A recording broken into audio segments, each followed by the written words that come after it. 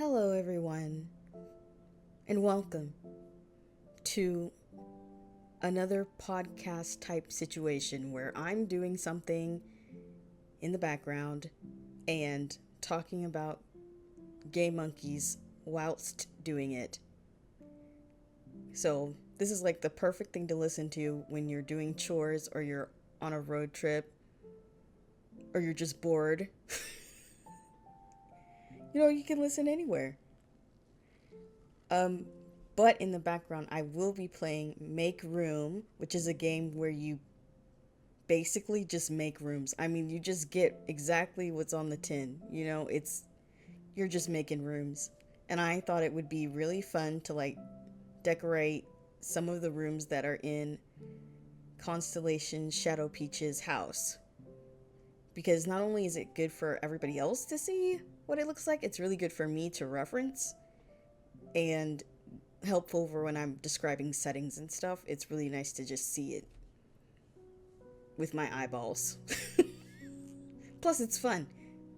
And I think I've already shown the bathroom decorated, and I did make some changes to that, but they're not significant enough, I think, to show again. Maybe I will. But today, we're gonna finish up the living room, and I started on the living room and I started recording, and it was not really organized. I kept getting distracted by furniture and what color things should be and all of that. So I'm hoping this time I will remain focused and let myself finish a thought before just forgetting everything that I said. That's the goal.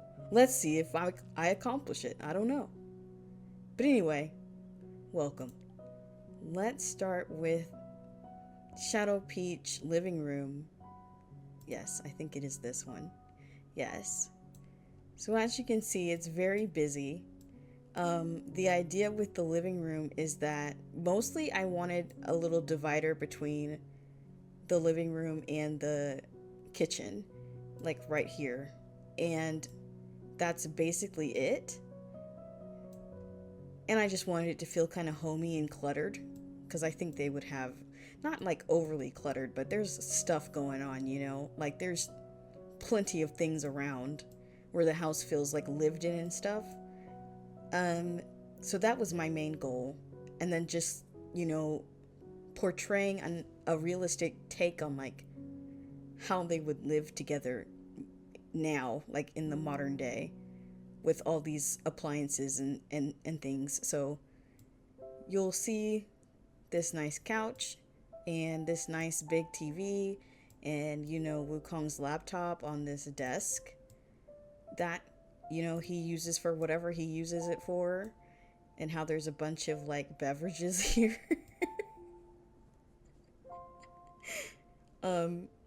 And there's scrolls and books everywhere. There's a shrine to the Jade Emperor, because I thought that would be funny if they had like a Jade Emperor shrine to kind of like bless them and help them stay like unnoticed by the Jade Emperor and like heaven as a whole. So yeah, that's why he's there. And I just wanted like, a peek into their domestic life. So that's why there's a bunch of things scattered about, like Wukong's yarn and stuff. And the coffee table here is there's peaches, there's popcorn, there's fruit, juice, and like, everything. This is supposed to be Macaque's phone. I have to fix this really quick because it would not have a green cover. Like, let's be real. There's no way.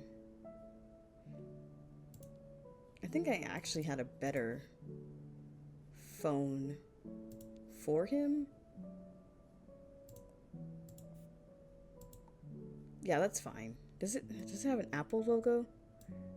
It's attempting to have an Apple logo, and I think that's pretty funny. I'm like, just make everything black. He might have some purple in there, though. It's tough with Macaque, because you never know. Sorry, and the camera here in this game is like really stupid. Like you have to switch between the two modes a lot of the time. Yeah, that's fine. You have to switch between the two modes a lot of the time to zoom in on like and get like tiny details of stuff. So you'll frequently be hearing that sound. That just means I'm switching the camera because in order to get these tiny details and get everything looking okay, that's what I have to do. So, and then just to show everything that's going on, because if we, gosh, I am not joking, guys, this camera. So we can see down here on their like little TV stand, they've got a PlayStation 2 because I thought that would be funny, but they also have a Switch and they have books and games and a DVD player and records because I thought that would be funny, and then a random scroll, and then I need to put this like up here somewhere. Just, you know, videotapes and stuff, whatever. Monkey toy looking thing, because they're monkeys. It just makes sense. So, yeah, and then like this whole like entryway area. Like, of course, everything's not going to be up to scale because of this game. Like, I have to shrink everything, and I'm not doing that because I want to be able to see everything clearly. But there would be a little bit more room in the entryway. But basically, I wanted people to enter and be able to like go straight to the couch or go around behind the couch, and then go into the kitchen. So that's why it's like designed this way, because it kind of has to mirror like what we've seen in the show. And you know, Wukong has this couch and he has this TV, and then there's like chests everywhere in his house. It's very simple, that hut, because it's a hut and there's like not enough room, you know, like we never see his bedroom or anything. So I just wanted to like make it feel more real, and also keep in mind that Macaque was involved in the whole restructuring and interior design of their place now. So there's going to be a lot of things that Wukong wouldn't have thought of or like chosen to put in here or wasn't thinking to put in here, and you know, Macaque has, and it's like, oh, this is way better. So yeah, I think the entryway is mostly done. As you can see, there's flowers and keys on the little dresser cabinet by the door, and a vacuum cleaner because they fucking need it. And I'm trying to pick shelves to put up here. You can see it's very much a work in progress, but the basic structure has been lined out, except for the kitchen, which is what we're gonna work on today. The kitchen is not looking too good, guys, and we have to fix that because I need to finish this fucking room. I've been working on it for so long and I just need to finish it. It just needs to be passable, okay? So we're gonna be working on just getting this together into like a working shape with all the details I want. And then, you know, maybe we'll take a peek at their bedroom because I have started on that. But like, that's what we're gonna be doing today while I talk about Moon Mist. So if you hear various clicking and little tiny noises, that's me moving things, and I hope that's not too annoying. I've lowered the volume, but you know, I don't know. Hopefully it's not too annoying, because I can barely hear it myself, so I'm hoping that nobody else, like, it doesn't bother anybody. But anyway, let's just jump right into it. So for the kitchen, oh my gosh, this camera, I'm gonna, anyway. For the kitchen, I really wanted like a window right here, and there just has to be enough room for like 2 people. You know, when you have roommates, there's gonna be like double the amount of stuff you need, and just, you know, various things that Macaque likes, things that Wukong likes, and so I'm accommodating for all that. I don't think there'd be a window there. And also I'm accommodating for the different things they may use the kitchen for. Obviously there's cooking, cleaning, and all that stuff, but there's also going to be storage of like maybe some ingredients and stuff that Macaque uses, and also there's going to be storage for, like, for instance, this little cabinet is going to be like Wukong's storage of like various plants and herbs that he uses for medicine or whatever. And you know, that's something that I don't think, like, I think he'd have it on hand even before like Macaque came back or whatever. He'd have it on hand, but he hasn't been like actively making those things. And so like having this opportunity and having more storage to store it, Wukong would kind of like fill up this cabinet and make sure there's like everything covered, like headaches and stuff for cuts and bruises and everything, like for fever, cough, all that kind of stuff. He would just have it on hand. I just think he likes mixing stuff like that. So that's what this cabinet is for. This is a window that I need to change the color of. Will I find a good color? Probably not. But also, in addition, damn it, that was a good color. Ah, no. Anyway, also in addition to decorating, I will be giving like an update on Moon Mist and like what's going to happen, what has happened, and also probably give context to the whole series, because I feel like I need to just do that at this point, because I really don't think I'm gonna write like the in between like the connection fic between the end of the epilogue and like the start of the start of Moon Mist. Like there's two fics in between there, and I just don't think I'm gonna get around to writing them, because it's a really heavy, it's a lot, like it would be very, very long. It would basically be another Constellations, and that it takes energy that I don't have anymore. Like I mean, I just like, I do want to write it, so it's possible it could happen, but I just think that I need to take like a break from this, like writing in this fandom. And I know that's probably disappointing to hear, but it's like, you know, creatively it's good to, you know, venture down different paths, and it's like this, you could always come back. That's always a possibility. So that's why I'm like not too stressed out about it. I know other people are probably stressed out, but like, I don't know. I'm just being realistic, I guess. Like, you know, I don't want to like lie to people, but that's likely what's going to happen. So, hold on, let me figure out where I want this to be. This basket. I liked it where it was, but I do want it to be closer to the...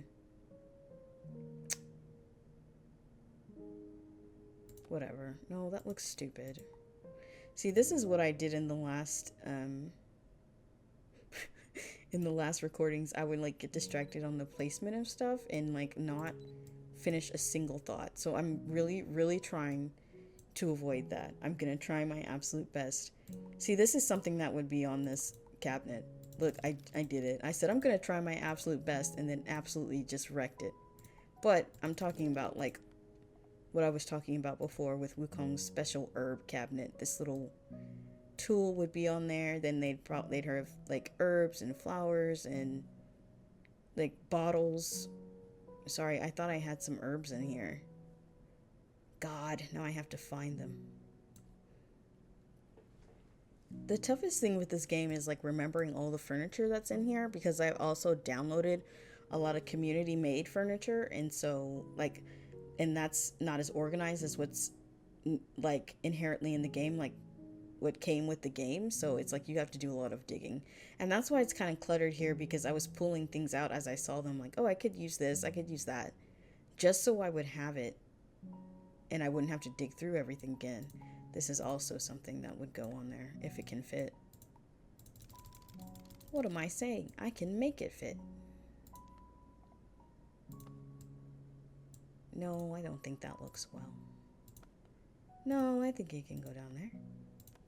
No, I don't know. We'll just put it there. It's okay. So, yeah, we're going to decorate the kitchen. So, of course, you've seen how it looks at the start. Hopefully, there will be a good before and after type situation here. That's what I'm hoping for. And if you are just listening to it, just know that the kitchen is cluttered with like 3 stove ovens.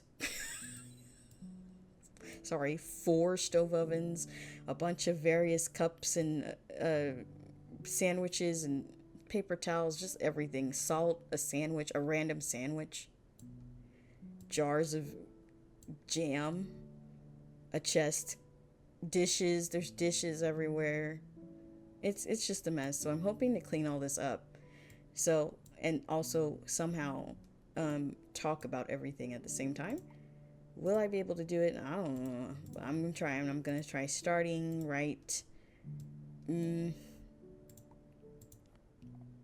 Let me think about it. Let me think about it first.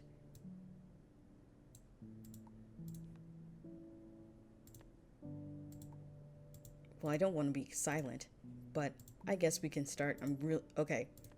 So the first thing I want to talk about was the Moon Mist update that happened recently, which was chapter 7, where, you know, they're in the bath finally. It took 10 years, but they're in the bath.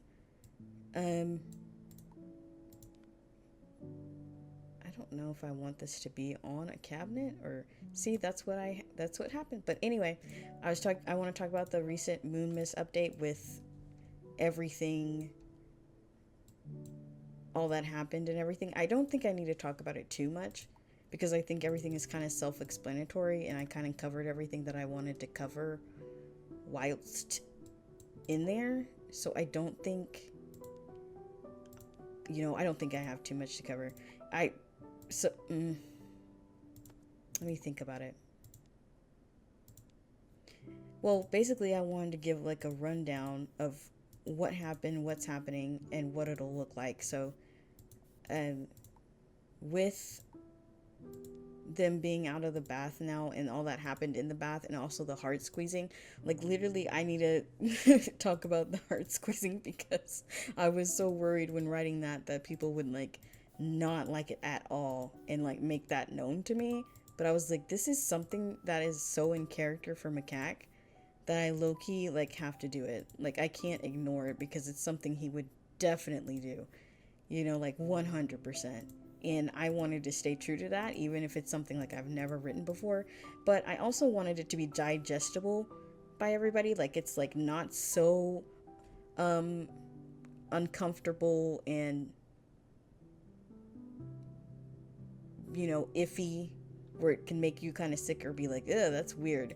So I kind of minimalized the description of it and just gave you a basic idea of what Macaque's doing, just so it wouldn't, like, if I went too in detail, I think that would have disturbed people. Or, yeah, it would have made people uncomfortable, I think. So I definitely wanted to keep that going and keep it in mind. So I think I did a good job. I don't know. But regardless of if I did a good job or not, Macaque did do that. Canonically, I have had people point out, like, Wukong's a masochist or whatever, and that's very true. Like, very true. And this is like exploring that, or how far it will go. And also just saying to the depths of like how unhealthy their relationship is, even if they're in a healthier place, like with affection and stuff, it's still like there's a lot going on that is concerning. Like it's concerning.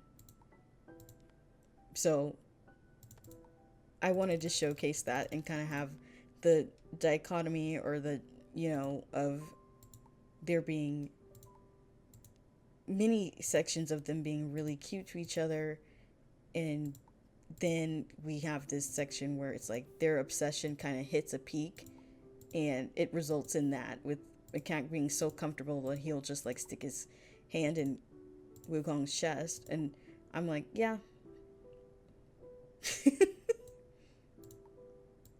That would happen. But and this chapter has been like a long time coming, obviously, like, and honestly, like that whole heart squeezing thing, that was something I thought of that like as soon as this idea came to my mind, I wanted that instance, because I'm like, at this point, they've, you know, spent some time together. They've,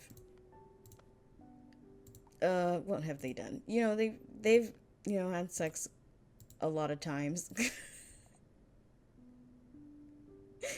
And I don't know, I just wanted to show that. I wanted to see, like, show the how far we've come type of deal. I don't think that should be in there.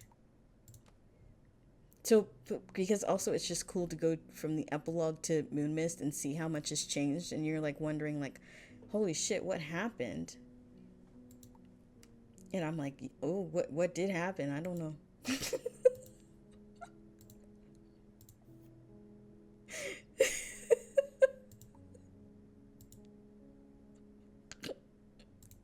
I know that must be frustrating. And that leads me into my next point of like how frustrating it must be to do this and like see this happening and not being able to do anything about it, you know, or I don't know, being confused as to like how did we get here or whatever.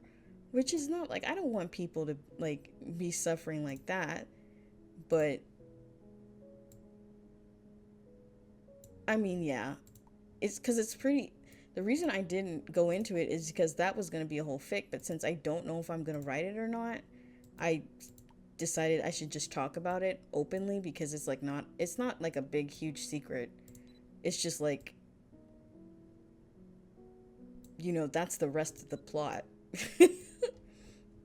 of Constellations. And it's like, that's, you know, that's everything that's going on right there. And it's just like, oh, I see. Unfortunate.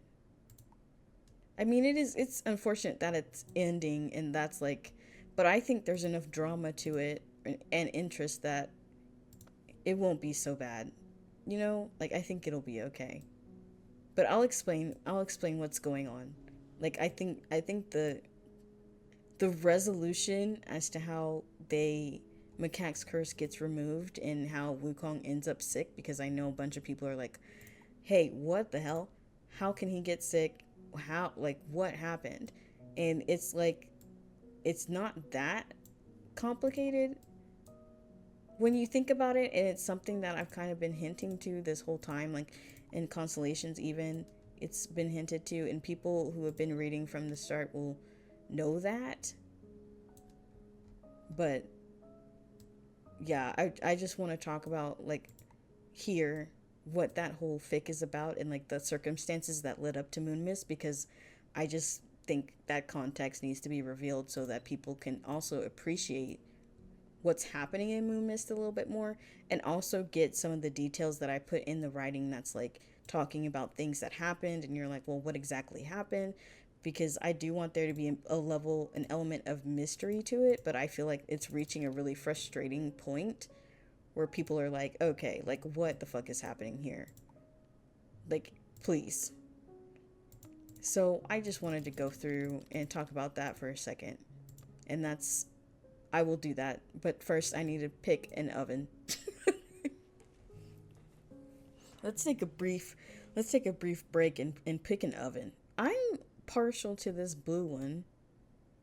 Oh, you know what? This white one can't happen because I'm looking at it right, and I kind of think these are... Oh, do I have it on backwards? No. No, it's not backwards. Well, I don't like it then. Okay.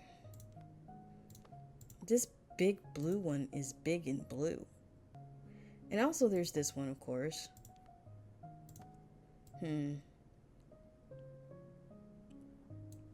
These look a lot the same. These two look like very similar. They might be the same, and then I changed the colors. I think that's what happened. I think these are the same, and I just changed the colors because I also don't know what colors I want to be prominent in. Oh wait, let's duplicate it. I don't know what colors I want to be prominent in the kitchen. So, and you see me randomizing the colors. I'm just trying to find out like what type of vibes are we going for in this kitchen? I'm really thinking of like a green, because if you go in the living room, right, you see these like, you see this like light green and this pink. Pink, there's light green, and then brown and white type of motif going on. So I'm thinking about like keeping that going. But there's so many colors involved in this freaking oven that I'm like, well, I'll have to sit here and perform color theory in science because, oh, that one was okay. Damn. Oh, I like that one, but it's not. Let me see. I don't like it. This is also a huge part of the game. It's just going through colors. Which ones do you like? I know at the end of the day, I'm going to have to select, oh, that looks cute, like candy. I know at the end of the day, I'm going to have to select the specific colors, but I just like seeing like this brown. It's interesting to me. Let me see. Let me put it over there. I think it's a little bit weird because like, I know brown ovens exist, but usually they're like silver and stuff. You know? And I wanted that, but I also want to like encourage customization, you know? Oh my gosh, this camera. Oh wait, I know what to do. Wait, it's not working. It's not working. I don't know what to do anymore. I thought that would work. Oh, there we go. Yeah, that's what I wanted. Okay. Let me see.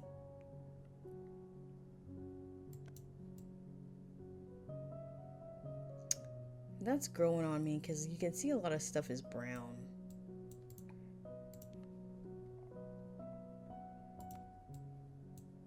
There's a lot of brown things, and I think, well, I do want more of the green as well. Let me see what I can change in this color scheme, because you can also just change in the color scheme like things that you want to see. See, like, look at that. Is that ugly? Gosh. This is also the thing, like, is it ugly? I'll ask myself over and over.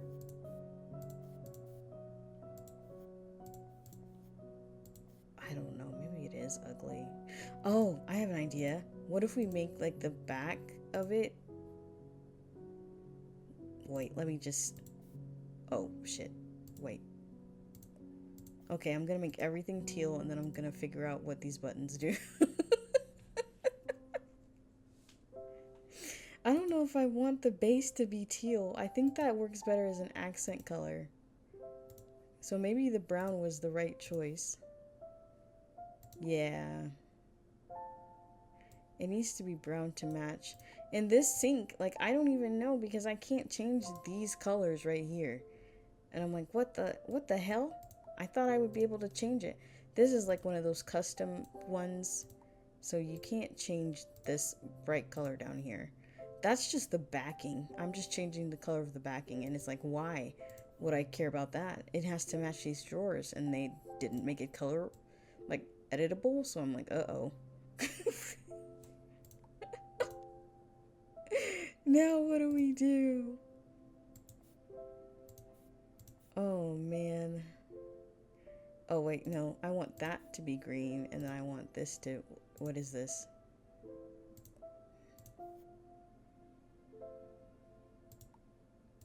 Ugh, maybe that's ugly.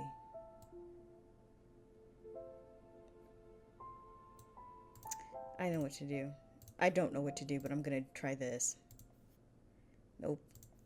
Nope. I thought if I made the brown lighter, it would work, but it ain't working. Oh, goodness.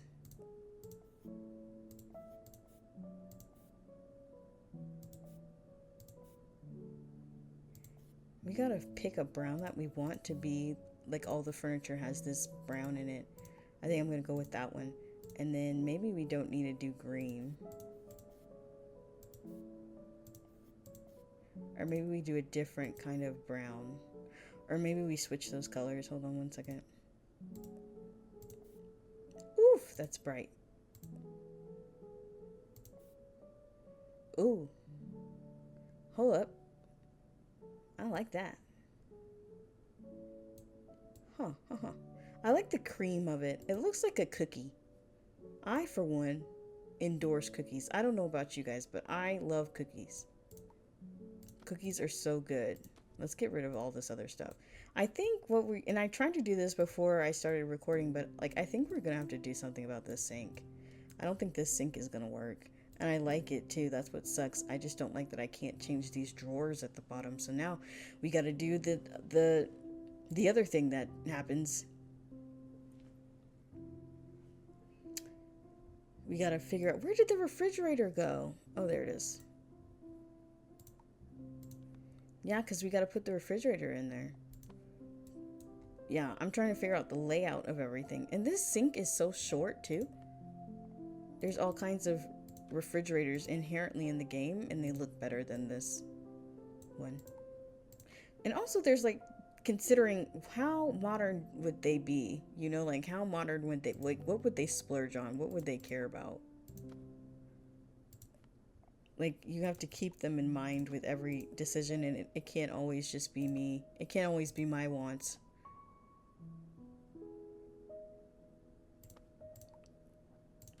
I think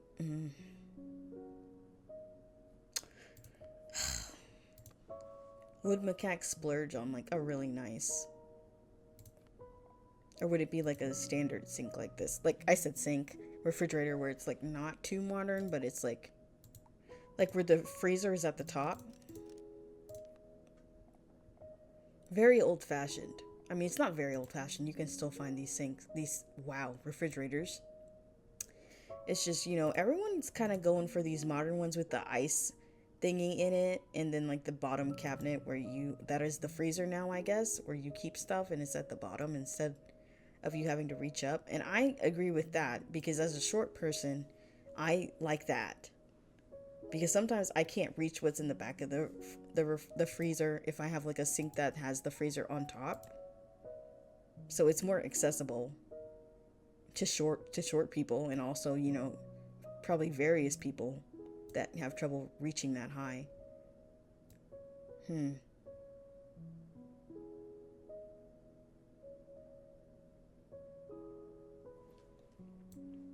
It's also like what Macaque has in his house already. Like he's basically taking the shadow. Oh, I need to explain that. I will explain that as soon as we decide on a refrigerator. I will explain how this whole bedroom and house situation that's more updated and all that. I will explain that, because that's also something that would be in those two fics between the Epilogue and Moon Mist, and that I have not written, and I think it's integral to understanding what's like why. I don't know. What do you think? I think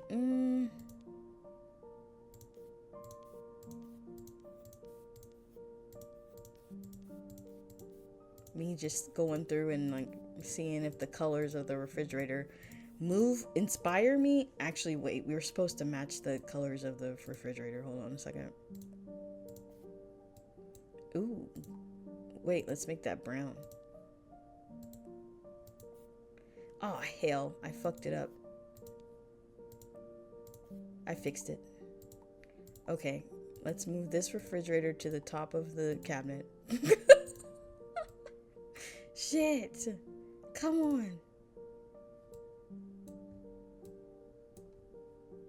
Oh guys, this camera. Okay, so let's say we put the refrigerator on. Yeah, let's see. See, now I don't know if I like that. And I don't know if I like that the oven is like a bright color. Like, when is it ever a bright color, you know? I think this is very me influenced, because I would like it to be a bright color. It can be like that, I guess. Me trying for the umpteenth time to make this green work, but it just ain't working. Oh, that looks better. With the yellow.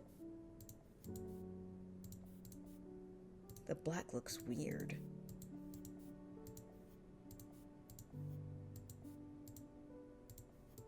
Maybe we should make it blue or something. Because I don't want it to be too realistic of like, you'll never find an oven this color ever in your life, ever. And if you do, it's probably messed up or something. Okay, I just inverted the colors and I like it a little bit more. And you know, not every piece of furniture has to match, you know? That's something that I get caught up into. I'm like, everything has to match, but I'm like, a lot of times in people's houses, their shit does not match because it's like, who has time to like wait, you know, for that type of stuff? Like, that's a whole other thing. So I guess we'll do that. All right. Okay. Okay, but I need to think about where I want. We gotta get rid of these refrigerators, man. They're just, goodness gracious. Okay. I know I'm gonna talk about how we ended up here just in 1 second. I'm really trying to figure out what to do with the sink. It's not looking good. Oh, hold on. And this is wild because I was trying to look for a sink before I even started recording. I said that already, but I couldn't find one that I liked. And they have like kitchen cabinets. I might do that instead of using this big cabinet, even though I like it. Because they have a cabinet that has a sink in it. And I'm like, I could just use that, you know, like it looks like this. It's just very bare bones ass, basic ass. Here's a cabinet, and you're supposed to like stack them together like this. Oh shit, I might just do that. Yeah, I might just do that. See, problem solved. Now, but now we have another problem where we have to figure out like what the hell are we doing with colors? It's just hard, guys, you know. It's just hard. Okay, but I think we're at a point where I can like safely talk about the circumstances that led to this situation without, you know, getting distracted. So I think I can do that safely since I know what I'm gonna do now. Hopefully it goes well. Hopefully. Let's pull that one. See, it's already not going well. Oh, and this is a okay.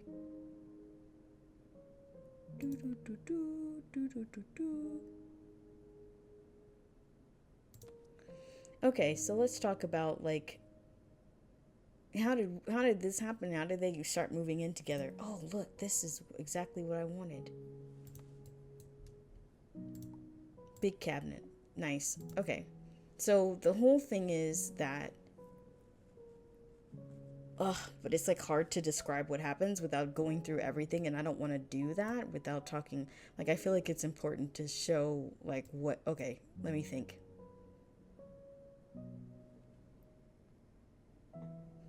I'll just start with explaining mechanics powers because I feel like that's really crucial. So basically,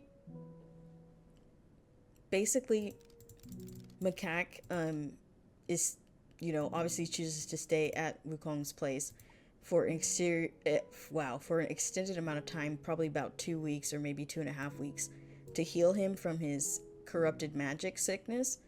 And basically, what he does is he, like you know, obviously the hut is not up to his standards, right? Like he is not feeling it. So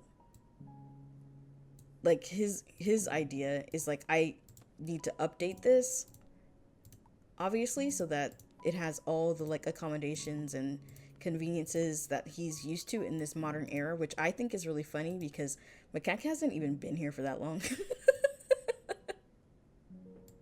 And he's like, actually, this is not gonna work. He's like, I can't live like this in this small hut where there's like treasure chests everywhere and there's like no rhyme or reason. Like it is wild, right? So basically what happens is Macaque takes the shadows from his house. So he has his like whole like loft industrial, bullshit ass in the warehouse, or the old warehouse. I don't know. You know what I'm talking about. His abode. He takes the shadows of the appliances and the cabinets and like steals those shadows and applies them into the hut. So he's basically duplicating them. And it's the reason why he's doing that is because it kind of mirrors what happened in the show in season 3 when McCann like split the vehicle or bus or whatever, and then like the group got split up. Like it was Pigsy, Tang, and Wukong, and then May, Sandy, and MK, and they got split up that way. Like Macaque used magic to make a perfect replica of the car or whatever. So I was like, oh, that's really cool, and it's not really explained how he did it.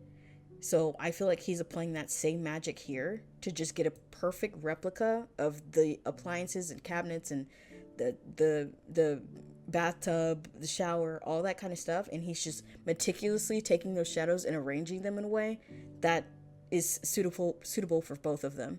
And of course Wukong would have his input about like, oh, you can't put that there, or maybe we can move it over here, but it's like for the most part this is Macaque working his magic to kind of like figure out what he wants to do and where he wants things to go, because like he is like driving this, right? Like it's mostly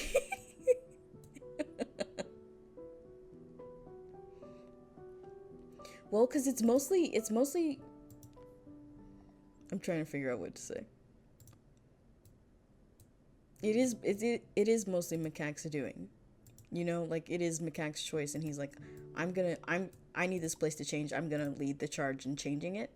And so that's why, because I think Wukong would have been just fine living in the hut, because he's like sometimes really idealistic and isn't like real enough to be like, oh, this isn't gonna work, because we haven't lived together for a really long time, and also there's just a lot of things that Wukong does not have in his hut, and it was never a problem, because I don't think like he spends a lot of time on the mountain, like just sleeping in trees and shit. So I'm like, I don't think he would be worried about it that much, because like, and he has the power to transform everything. He's like, I'm not fucking worried about it. So yeah, I don't know. I just thought that Macaque would be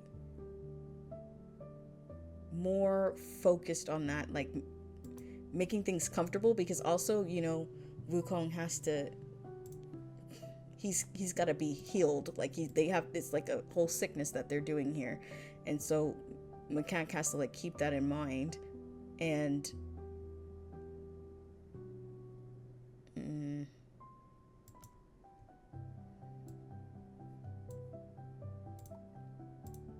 he has to keep that in mind when it comes to the interior design, and which parts he's going to bring over and which parts he's not going to bring over. So it's very intentional, and it's very it is complicated, but that's the whole reason. That's like the explanation for why the house is like more modern and stuff, because Macaque like likes that modern stuff, and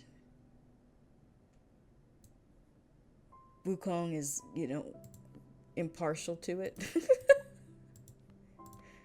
So that's why. I hope that makes sense. But yeah, and he did that, just with the whole house. He also expanded the walls and stuff so they have more room. He needed to double the size of the bedroom, because in the closet, because now all his clothes are in there. Like he essentially is moving in, and he adjusted the hut to be accommodating for 2 people. So that's what has happened, and that's why everything is like more modern and like bigger. Like it's able to like, I don't know. That's just what happened. I don't know how else to explain it. But not only does it, well, Macaque does all this, and he went through all this trouble to like move everything in the way that he would mostly it's what he wants. Because at this point Wukong's like, I can't really like, sometimes he does have input, but he's like, I can't really control what Macaque does at this point, because he's literally like saving Wukong's life, and he's like, oh, I can't really, you know, disagree, you know, even though he could, but Wukong's like, I don't want to mess with Macaque. Because he feels indebted to him or whatever. So, yeah.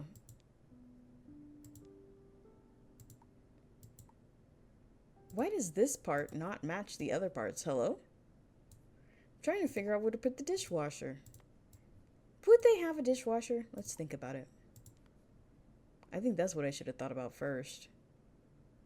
Would they have a dishwasher?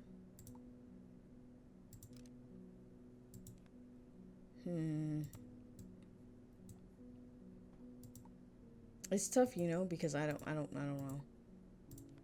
Like, how modern is too modern? And then you also have to consider, like, usually they use magic, of course, for everything. Like, that's why Wukong didn't have, like, a bunch of appliances and stuff. Like, he would just use magic. But would he still do that? I don't know. Well, he would, but it's like, I think this period, especially like Moon Mist period of Wukong being magicless and stuff, is really an eye opener for him, because he's like, this is how mortals live and how they have to live, and he's like, damn, it's so difficult to do anything, and that kind of like reminds him of like how special he is. You know, he's been living this nice life where he doesn't have to worry about anything. And, you know, I don't know. It's just an over-reliance on magic. And then when you don't have magic, you're like, shit. But, so I think obviously they're going to keep the house the way it is. But, like, he would definitely do more things without magic, you know. I think I put that in somewhere where he's like more appreciative of doing things with his own two hands. This dishwasher is pissing me off. The people who are just watching don't even, like, listening, they don't even know what I've been going through. Everyone else knows what I've been going through, and it's not good. Christ. Guys. Okay, you know what? The dishwasher doesn't even match, right? Like, I don't know about you guys, but my dishwasher, well, actually my dishwasher is kind of like, it's like this. It's like slotted into a cabinet. It's like under a cabinet. And I think that's how the majority of dishwashers are. But unfortunately, this cabinet doesn't want to behave, and the colors are weird. Isn't that odd? I don't know what that is. Maybe they wouldn't have a dishwasher. The more I think about it, the more I'm like, And especially because, like, Macaque is a water monkey, and I know I keep saying that, but it is so easy for him to manipulate water that things would instantly just get fixed, you know? Like, instantly. So it's not a concern, really. I'm just making an excuse why I can't put the dishwasher in there, but I'm being so for real. I'm being so for real. He would just take care of it instantly. Okay, so we're getting, like, the cupboards and stuff for the sink. Uh-oh, did I put this in? It's not in backwards. What? Why is the sink so close to me? Are you guys seeing this? Like, why is the sink so close? Why isn't it farther back? Hello? What the? Am I? Why are there slightly different colors? I don't know what that is. Guys, we're back to the part where we're trying to find a sink. Because this sink doesn't look right. I don't know, guys. Is the sink supposed to be that close? Like, I don't think so. And look, it looks weird now. I don't know why it's... Oh, goodness. Well, we might just have to make do with the super close sink. I don't know what to say. Nothing's perfect, you know? nothing's perfect. And I would have liked like one of those things where the sink is like separate from all the counters and stuff, but what can you do? We gotta make do with what we've got. So, figuring out where to put the fucking oven. Right here. Let's put the oven right here. And then put another, well, that's too far away. What?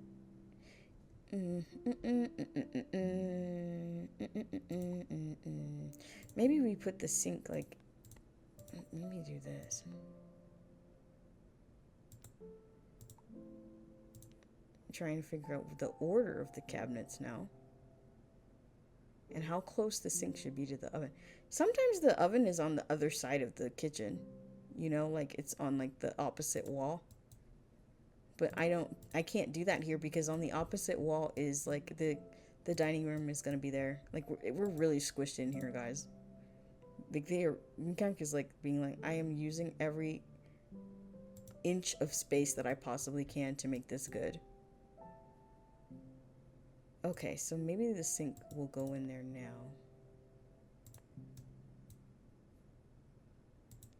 Oops.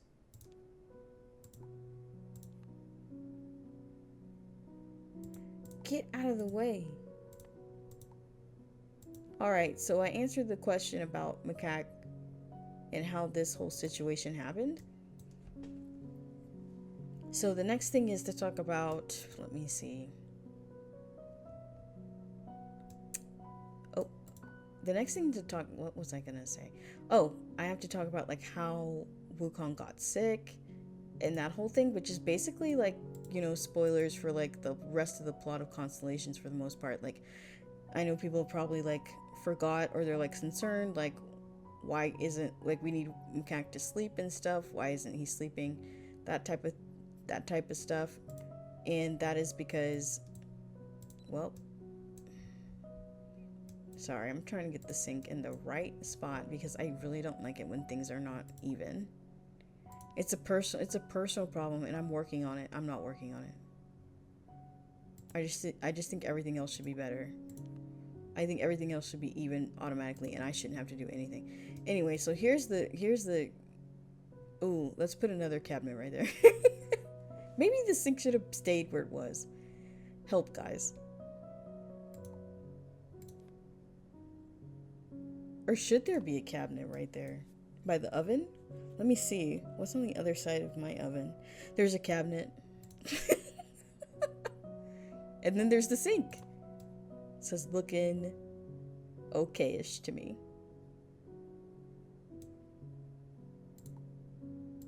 I don't know. Maybe the sink should be closer. I love how I'm like not, I don't know. They also have ones where it's like, oh, see, this is better. Let me switch these out. This is so funny. I'm like making this so hard on myself.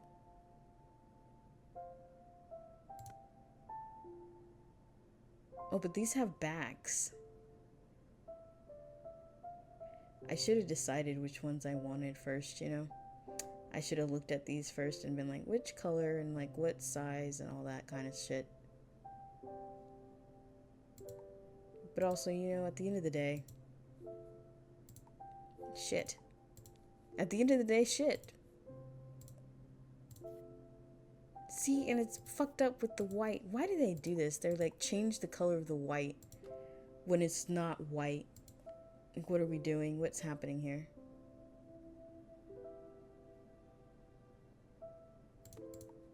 Don't make no sense. Okay, yes, I remember I'm supposed to be talking about, like, Wukong sickness and everything and answering those, answering those questions. So, I'm gonna just give a basic run-through of what happens after. Like, basically, the epilogue ends on a really nice note where Wukong and Mechanic are in a much better place, and it's kind of just, like, culminating in that. There's too many cabinets, I think. I think there's one too many cabinets. You know, when there's too many cabinets. So, basically after... So, okay, how should I do this? Because it's like I have to remind people. I have to remind what the fuck. I have to remind what's going on of like what happened and everything, and I'm like,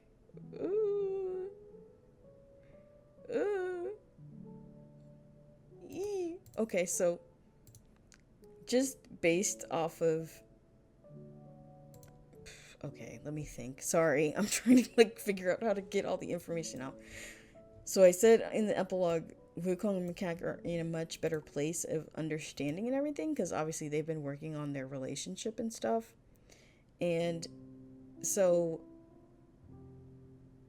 it's so then the next problem, of course, is Macaque's curse. That's like the next item on the agenda, and as we know, Wukong has been trying to like get that handled on his own, and like and then like the ultimate, he told Macaque about his plans, and Macaque was not cool with that, obviously. And so then, you know, there's this sort of tension because Wukong like refuses to listen to Macaque at all, and that's like reminiscent of how they were in the past, and Macaque's not here for it. Like he's not feeling it. So there's this point of tension between them, obviously, about like what is going to happen with the curse. So in the next part of Constellations, right, there is basically, it starts with Wukong being summoned by the Jade Emperor and stuff to talk about like his appeal. So he is basically a messenger from heaven basically comes down to get him and is like, hey, your appeal, something's happened, like there's been movement on your shit. And Wukong's like, oh shit, let's go.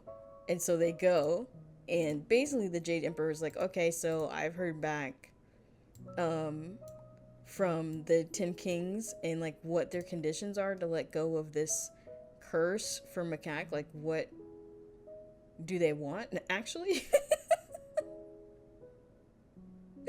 And you know what they want is relatively simple. They just want to okay, let me think. They basically want to spend, that'll sound weird, but that is what they want to do. They want to spend an evening with Wukong at like, they want to have like dinner with him, right? They want to just have like dinner and just, yep, that's all they need. And that's gonna be like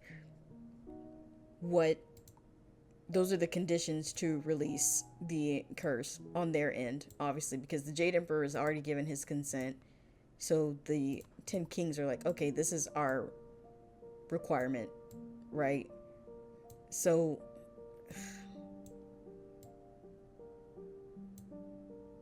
okay, sorry, I was fixing something. So Wukong has to decide whether or not he's going to go down there and, you know, basically let himself. Okay, this is sad because I think that I pictured the refrigerator on the other side. Sorry, so now I have to redo everything. But that's good because I can just talk, I guess. People watching this are probably so frustrated. They're like, holy shit, what are you doing? I'm talking about monkeys primarily. So don't judge my decorating skills.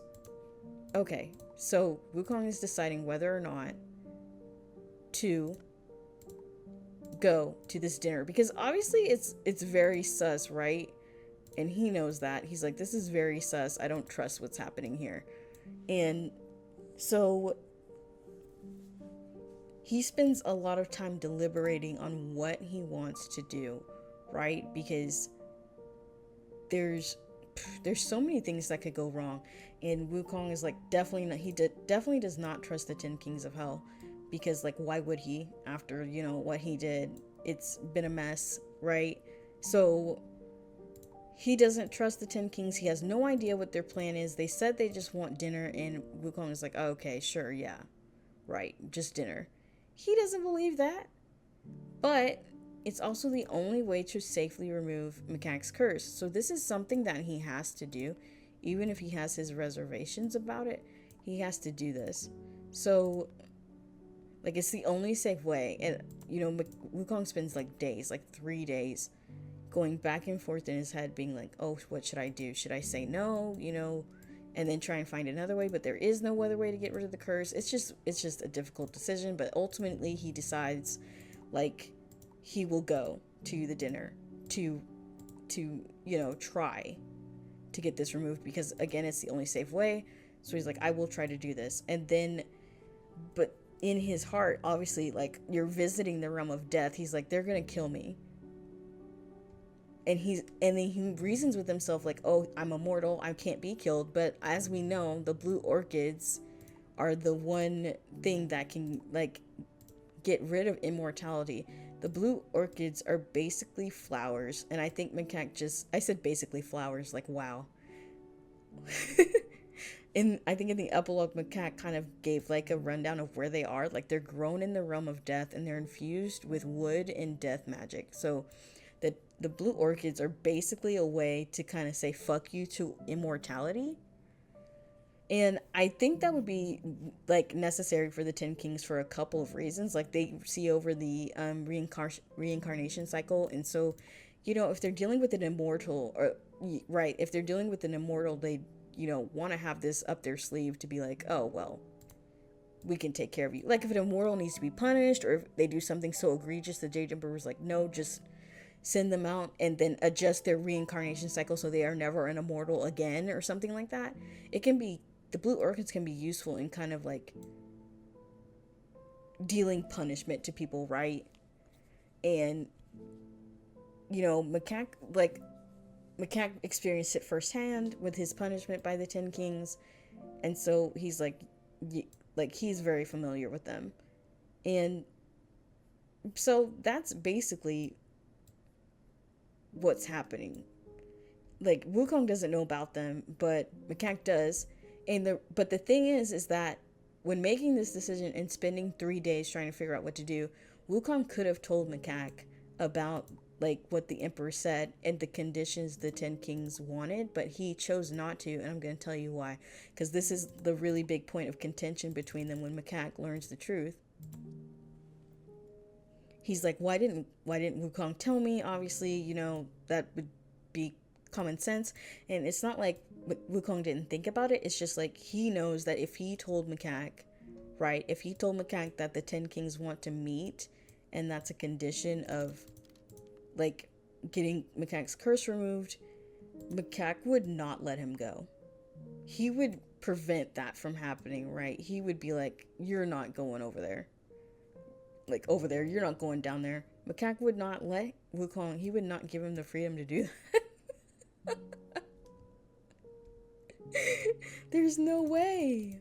There's no way. Sorry, there's no way. Sorry. Absolutely not. He is just so adamant. He's like, this is not happening. He would be so protective, and of course he has legitimate reasons as to why, but he would just be adamant, like, no, no, no. And Wukong knows that, because it's also a reflection of how well they know each other, right? That Wukong is like, I cannot tell Macaque because he will not let me go. And of course, Wukong could just ignore this. He could ignore what Macaque is saying and just go anyway. But the thing is also, Macaque has not used his favor yet.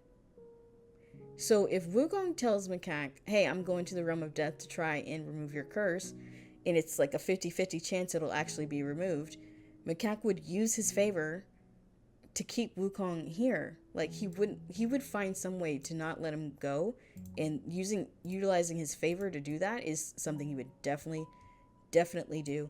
And and Wukong knows that, so he's like, I can't tell Macaque anything.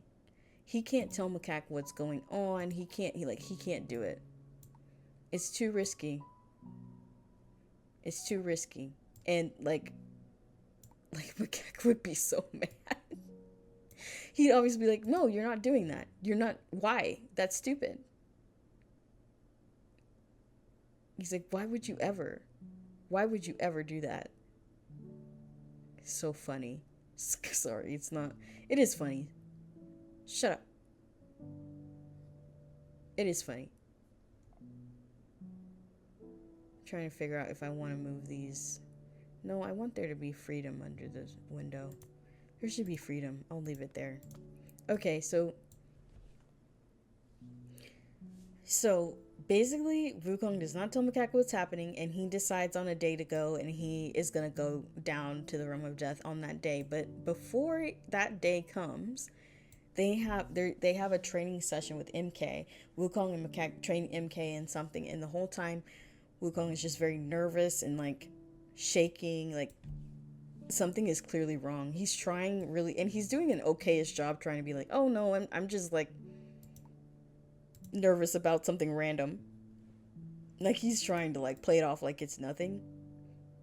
But obviously MK's like, something's going on. And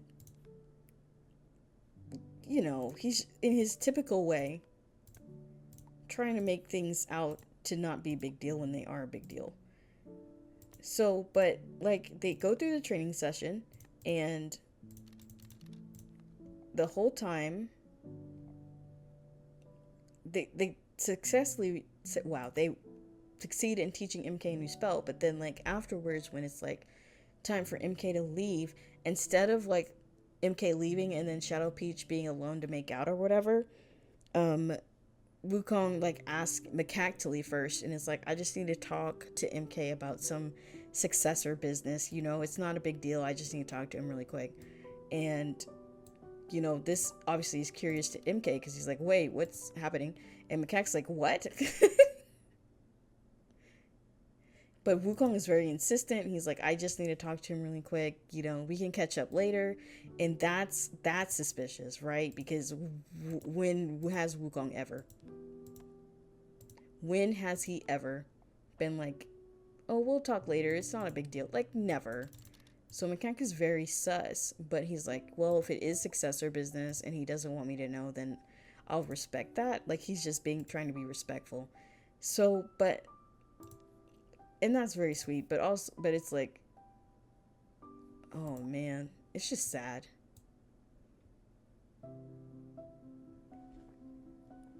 So Macaque leaves,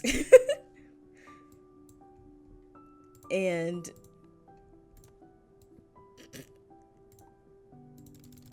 sorry, I'm just thinking about what happens. After, so then it's just Wukong and MK, and they basically, Wukong tells him what's going on. He tells MK that about the 10 Kings of Hell and what their plan is and all that. Like, he's like, I have to go down there and figure it out. I have to go down there and have dinner with them, and it could end badly. And you know, MK is like, wait, what? He's not understanding what's going on. And so he's not understanding what's going on, and he's like, what do you mean? And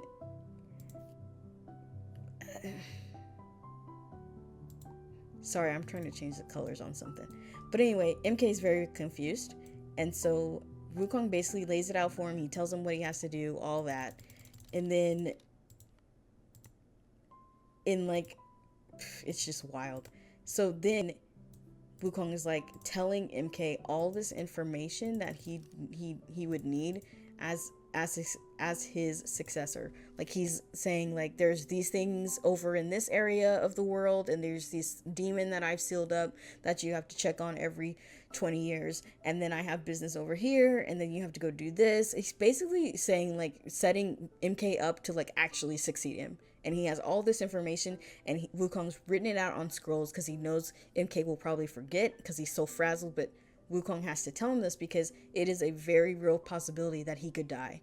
He doesn't know about the blue orchids, but he's like, there's a very high possibility that the 10 Kings would keep him there as a prisoner, or like, you know, restrict his magic, do something to torture him or something like that. Wukong is thinking about the worst possible outcome, and he's like, I just have to prepare MK in some way just in case.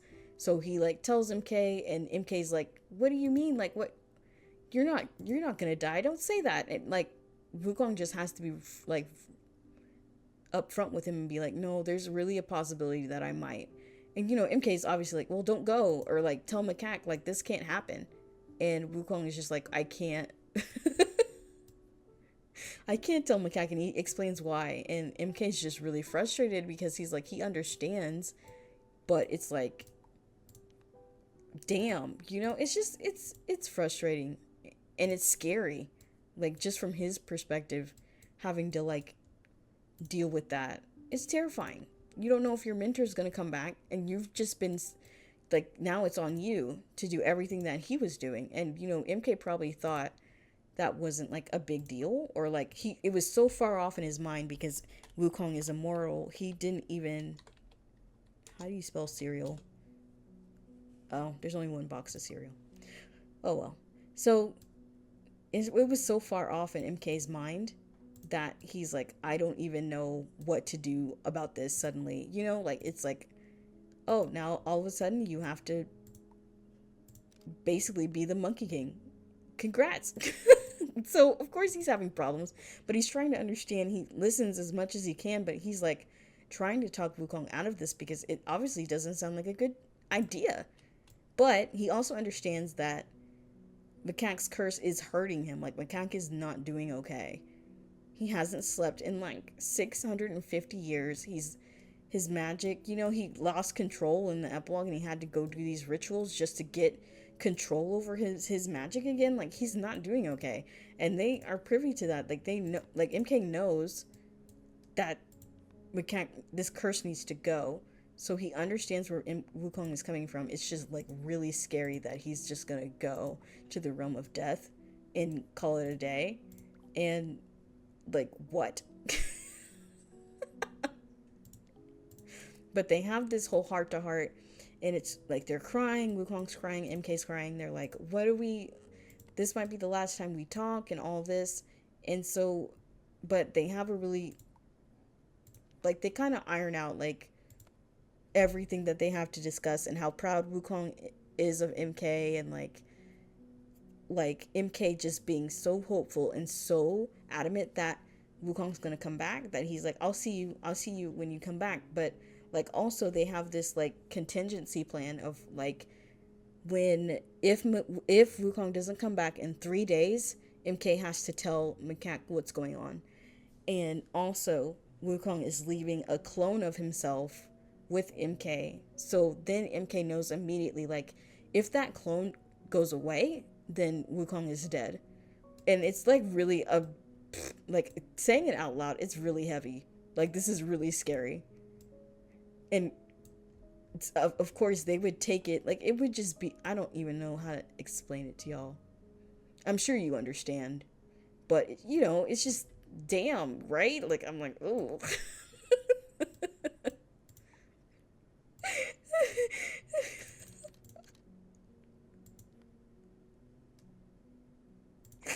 Oh man, like, it's heavy.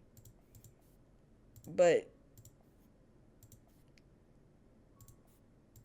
hold on, I'm picking out a color for the microwave.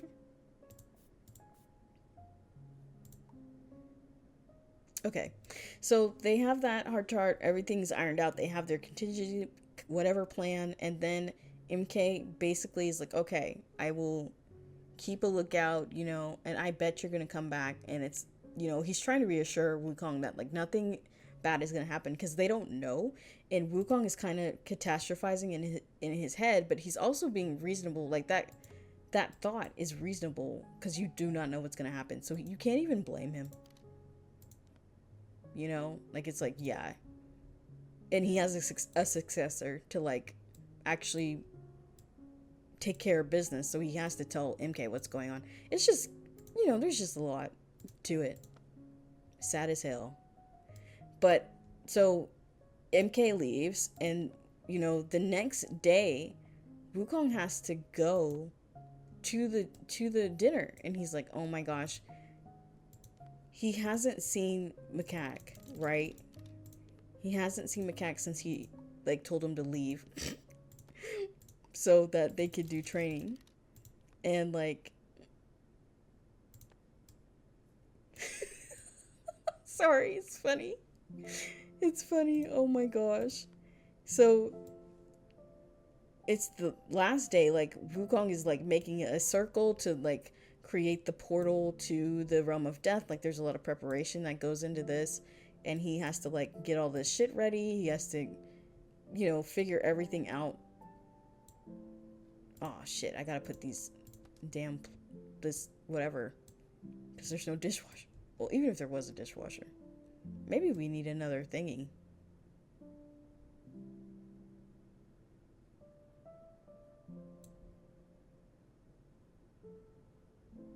We'll just move this.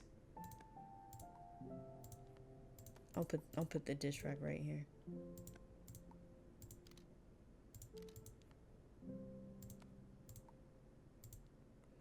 Okay, so Wukong is getting ready to go, but he is having a hard time because he hasn't seen Macaque, right? He hasn't seen him. And he's like, I cannot go down there and deal with this without seeing Macaque one last time. And he sees it as like a moment of weakness. He's like, wow, I can't believe. But he's just really sad. He's like, if there is a possibility that I might die, I need to see Macaque one last time. Just so I don't have any regrets, so that, there's so many reasons. And he's like, I have to do it. So Wukong, in the middle of the night, maybe I think it's about 9 p.m., he goes over to Macaque's house in the city, and he's never done that before, right? Like, this is weird. Like, he just shows up. It's so funny. He just shows up, and he shows up at Macaque's door, and he just knocks and whatever. And of course, Macaque is surprised. He's like, whoa, what's going on? And then Wukong realizes how weird it must be that he's here, because this never happens, right? So he comes up with like this excuse. He's like, oh, well, we didn't get to hang out, after MK's like lesson. So, I just popped by. I just wanted to see you. We didn't get to like talk or anything. And so Macaque's like, oh yeah, okay. So, and then like, it's so weird because this is the first time Wukong's ever come over. And like Macaque is acting different because he's like, oh, Wukong is in my house. And so things are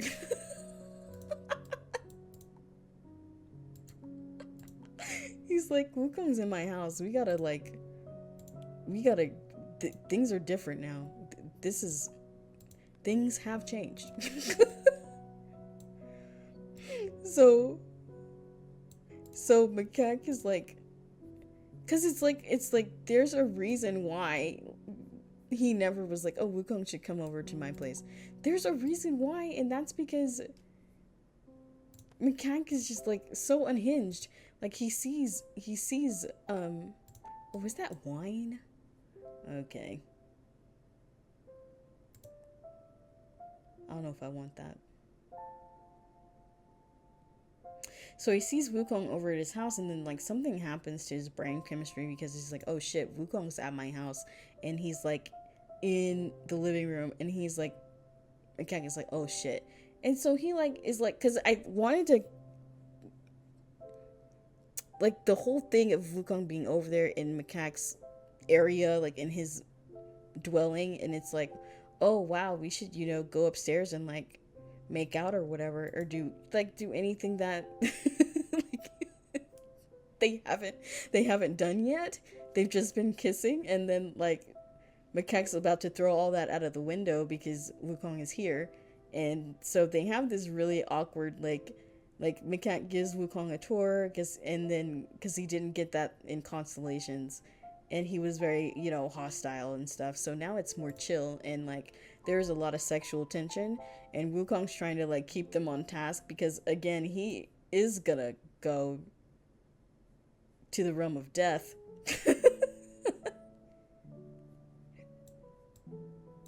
So he's trying to keep them on task, but Macaque doesn't know that, and Macaque is like, oh, this is great actually. Like he's about to lose his cool. So it's a very eventful time, and they do spend some quality time together, and the whole time it's very difficult for Wukong because he has to like convince, like, hold it together and not tell Macaque that, like, he's leaving, and the reason why he's leaving, like, this could be the last time they talk, and he can't tell Macaque that. So you know, it's awkward. It's awkward, and he knows that, and he's trying his best anyway. So, but you know, they spend a lot of quality time together, and they fool around a lot, and it's really good for me specifically because I eat that shit up. But like, yeah, where do I want those to go?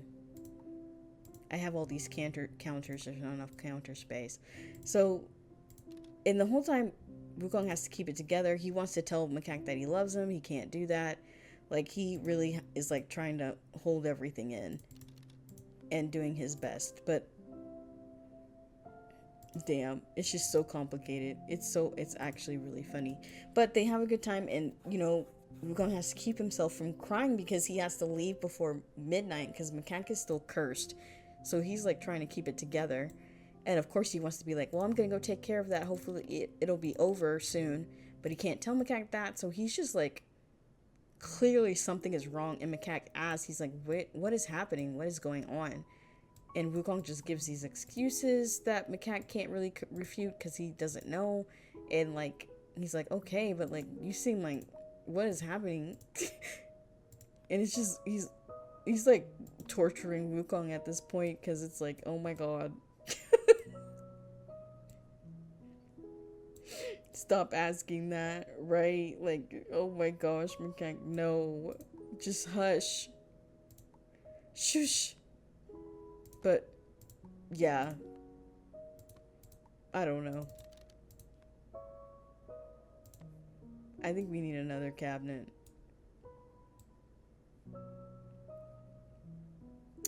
But anyway, eventually Wukong leaves, and it's a very tearful goodbye. You know, it's... Ooh, wait.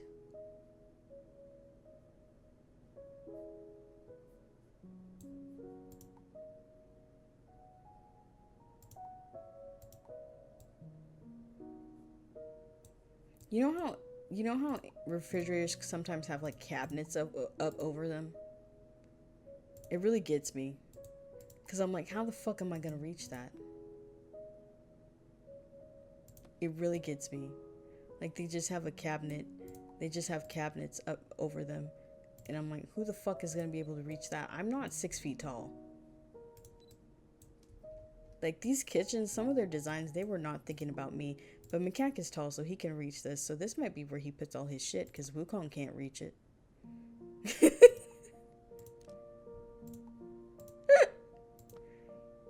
Aw. I guess it should be a little bit bigger. Yeah, let's just move. Ugh. Sorry, I am gonna continue the story. I'm just trying to move these damn cabinets. As you can see, these cabinets have been the bane of my existence today. Like, I wonder if there's a long cabinet. I have to go see. We'll have to go see.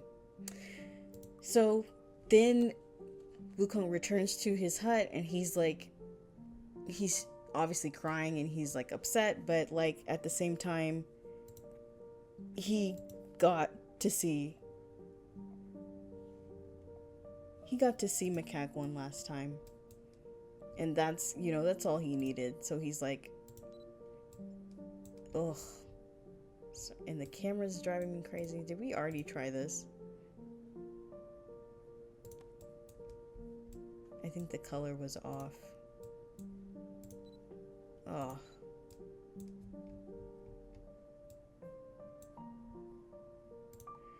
So Wukong basically makes the circle. He goes down there, and you know, it's very awkward. I don't want to go too much in detail with this because it's like, you know, this is just like the evening dinner, and I'll just tell you the relevant information of like what happened, right? So you know what happened for Moon Mist, and basically the Tin Kings are like not pleased with Wukong, of course, because of what happened. Okay, that's not working. Because of what happened forever ago. when Wukong like insulted them and stuff and all that.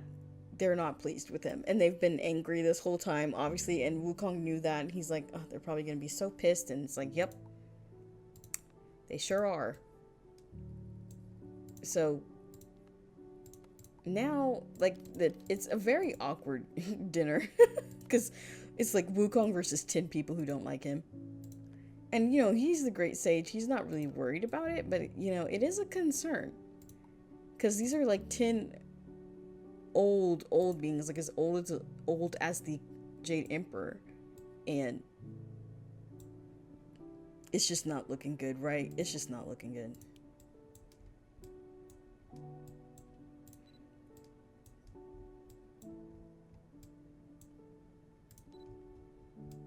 And I wanted there to be like a level of, damn it, I'm not far enough over.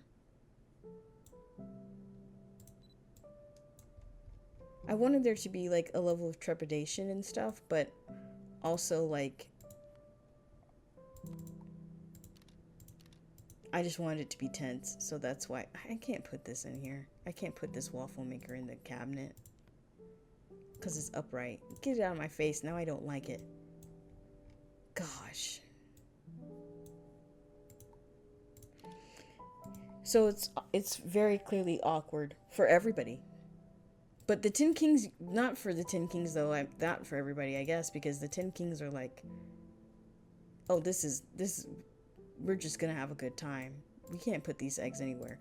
The 10 Kings aren't worried about it. Like, of course, they have all the power in this situation. So they're just like, they're like, too bad, so sad, for Wukong. And they're just like, obviously teasing him and being sarcastic. But they have dinner, and it's, it's mostly focused on like tea. Like they have like, I didn't know if I wanted it to be like a huge dinner. I think they might do that, and then like have some after dinner tea and snacks, like with like dessert kind of. But there's like a huge emphasis on the tea. And this is where some people have already connected the dots with what happens to make Wukong sick, and this is like the culmination of that, because you think about blue orchids and how orchids, there's orchid tea, I think, I don't know, probably. And then you think about where Wukong is and how these people still hate him, and he's at a disadvantage already, and he's kind of cornered and trapped. Like he could make another a circle to get out, but that would take time. So it's not looking great for our guy here. It's not looking good. But where can I put this sandwich?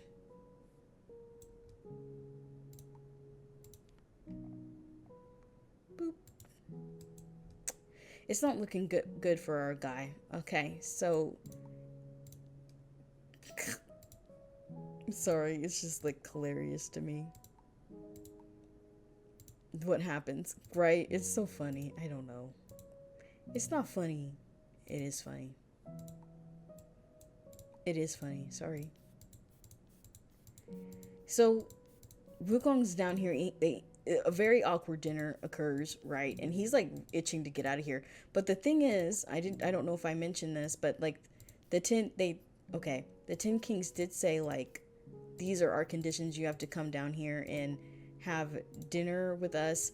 Those are their conditions, but also they have to sign this piece of paper that the Jade Emperor gave to Wukong that already has the Jade Emperor's signature on it. It's for like paperwork and bureaucracy. They have to have a record of this agreement to kind of, back up the whole, like, what is it called? Whatever. They have to have a record to show that this appeal, sorry, that's the word I was looking for. This appeal has gone through. And so that's why they have this piece of paper that they need signed.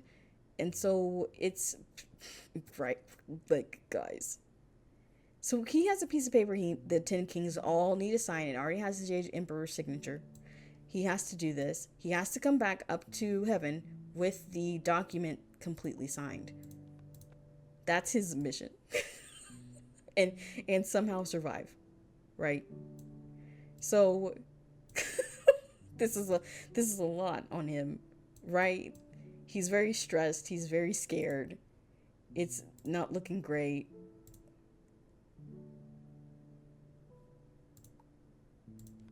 But, the dinner was awkward. It was okay. It was an okay dinner. The food, was. Mm, it was okay.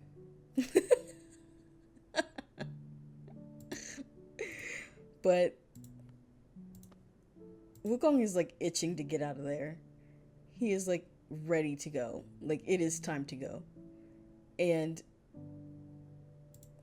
what are those? But of course, like the Ten Kings are like, oh, before you go, let's have some tea and like cookies or cake or some kind of snack, maybe some kind like I don't know, mochi or something. Not mochi.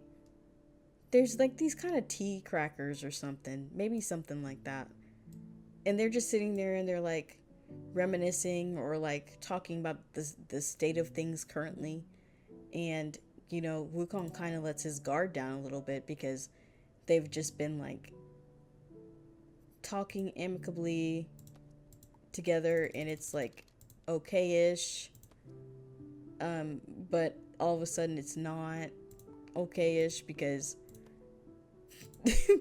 sorry. It's not okay-ish because I like that one better, because all of a sudden Wukong drinks this tea. So he takes it and he gets his cup and he drinks from it and he sees that all the 10 kings are drinking from it too. Like, it's not just him, right? Everyone else is drinking from it. So, of course, Wukong joins in and takes a nice drink from it. But immediately after taking that drink, he feels something go wrong. And he's like, wait, what's happening? And now all the 10 kings are like looking at him, like they're watching the reaction. And Wukong's like, oh no, what did I, like, he's like, oh shit, what happened? What did I do? And he's trying to figure out, like, what did they put in the tea? Again, he doesn't know about the blue orchids. He was just planning for, like, the worst case scenario here. And so he doesn't know about the orchids or anything. So again, like, I don't think I'm gonna be able to like get in there.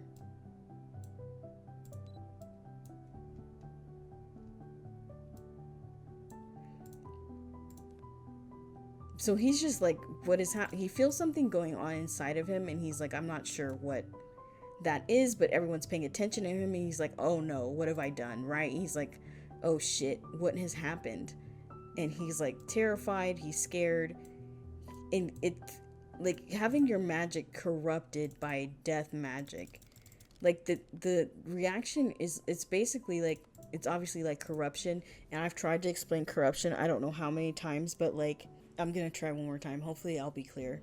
Okay, so essentially, like, celestial primates, I've said plenty of times that they have celestial magic inside of their bodies, like they were born with celestial magic in them, and with their connection to their element, that is why they're celestial. They have like this, it's like a part of their body, their celestial magic. And the way that immortality works, right, because the immortality has to like prevent aging, and then the invincibility has to like repair the body.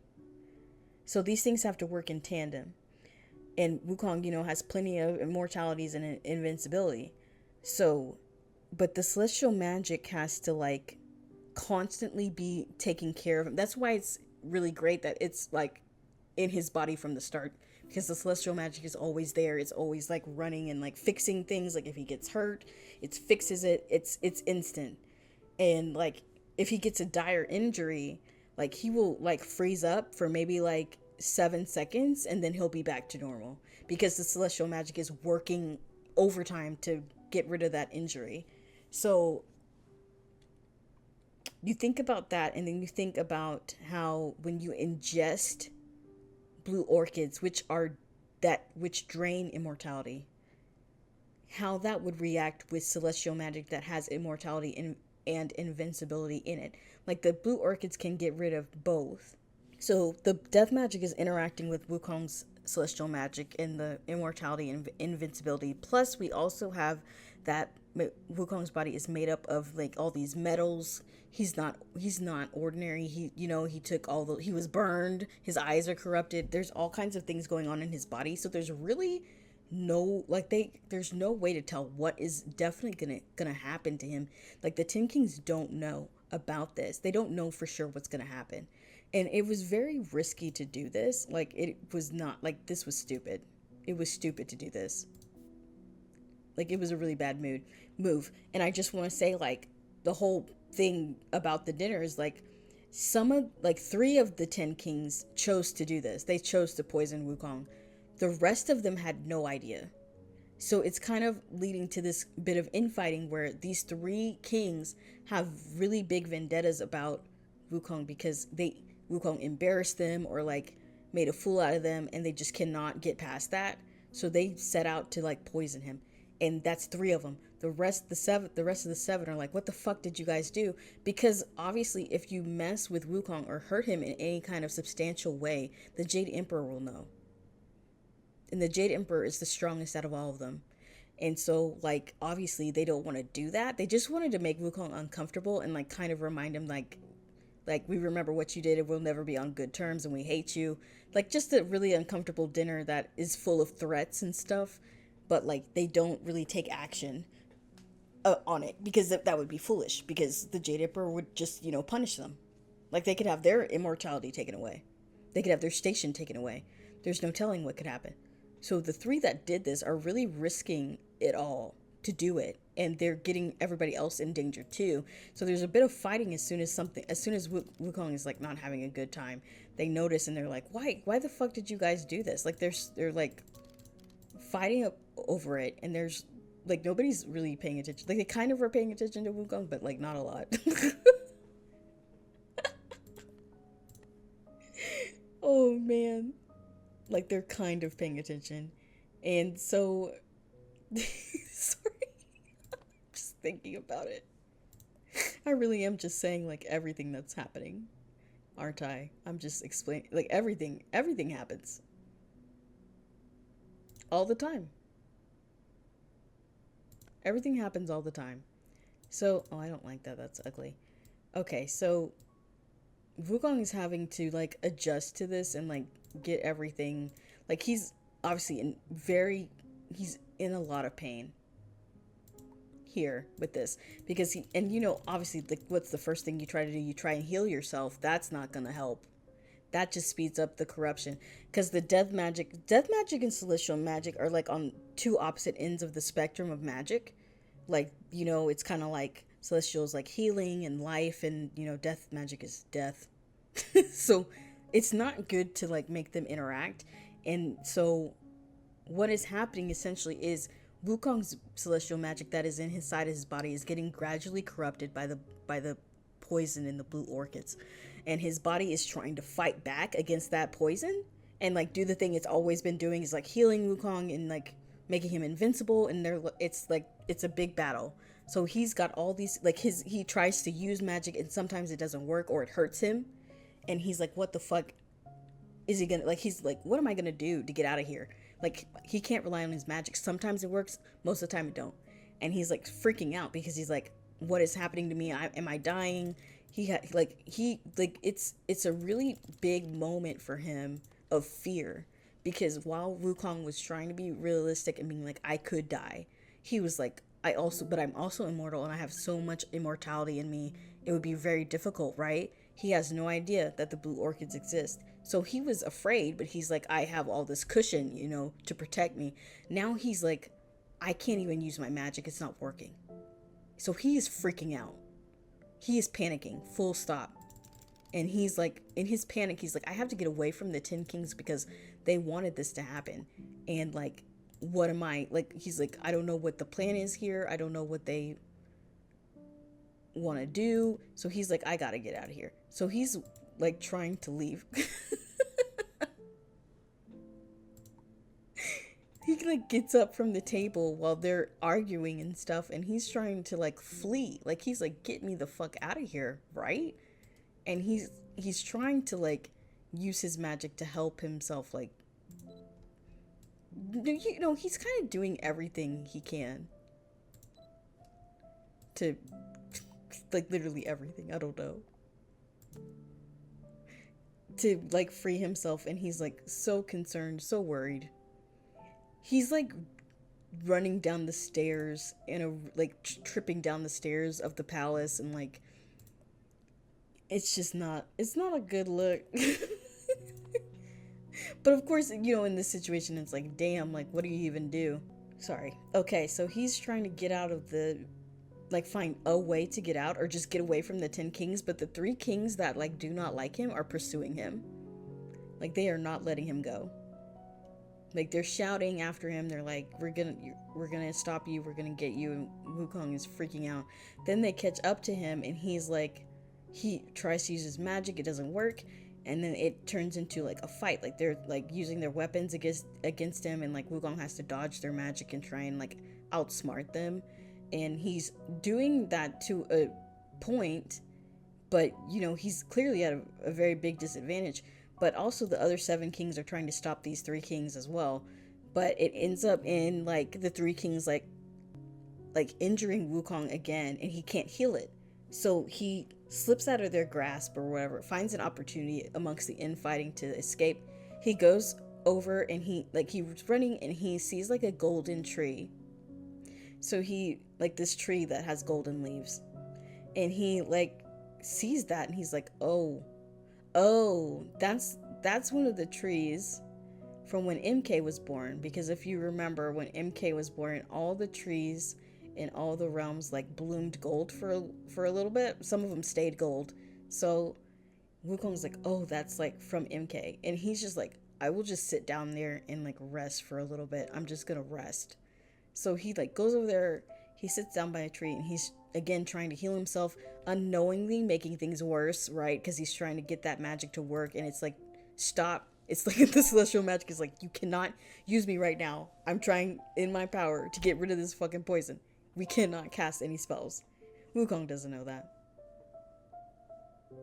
But, you know, he's trying, it's not working, he's frazzled, he's scared, he's like, what do I do?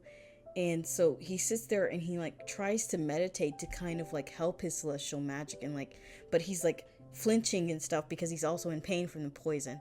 But again, he's next to this tree, and he does feel a sense of calm. It helps to calm him down, and he is like eyes closed, meditating. And then through the connection of this tree and like MK's connection with the element of wood in him being a celestial primate, MK is able to connect to Wukong, because MK is obviously worried about this whole thing. He went back to the hut to just wait for Wukong to come back. Like when he has time, like whenever he's off of work, he goes over there, and he's so scared. This poor boy.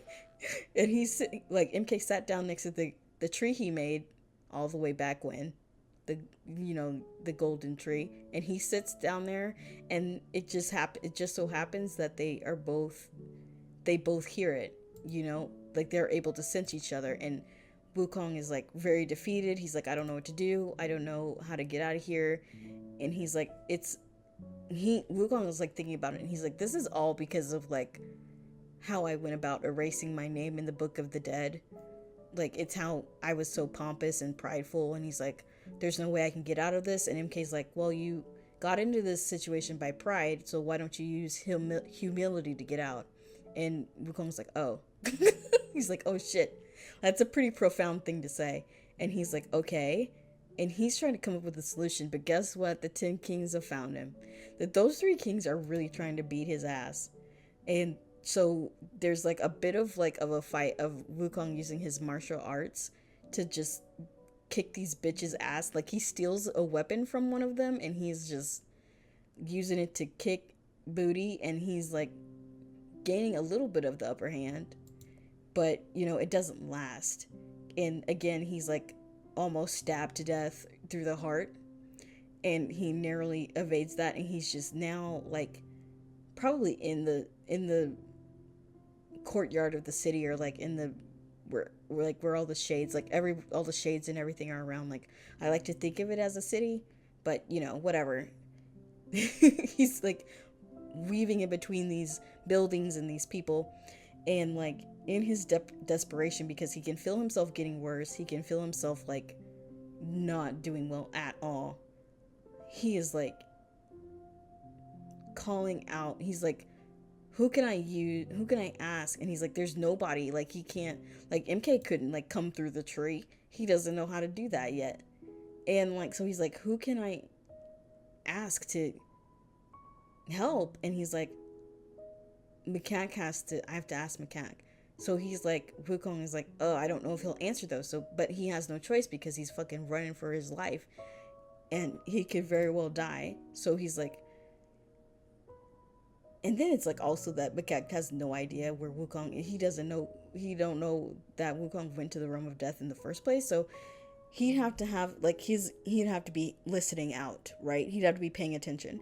But Wukong is so desperate, like his voice is breaking. He's so scared, and he like calls out to Macaque, but he doesn't say his name. He says the word for mate, and that he does that intentionally because if he does that, it's harder for Macaque to ignore, because it's like Wukong saying that in his voice and in the panic tone of voice that he has, like it's him. Macaque would instantly respond. So he's basically trying everything he knows to get Macaque's attention, and it does work because Macaque does hear it.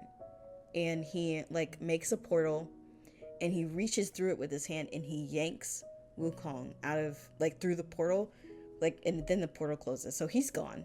Macaque has like yanked him back to the mortal realm, and that's basically essentially what happens in that fic. That's like right after the epilogue. I think I just summed up everything. That's it.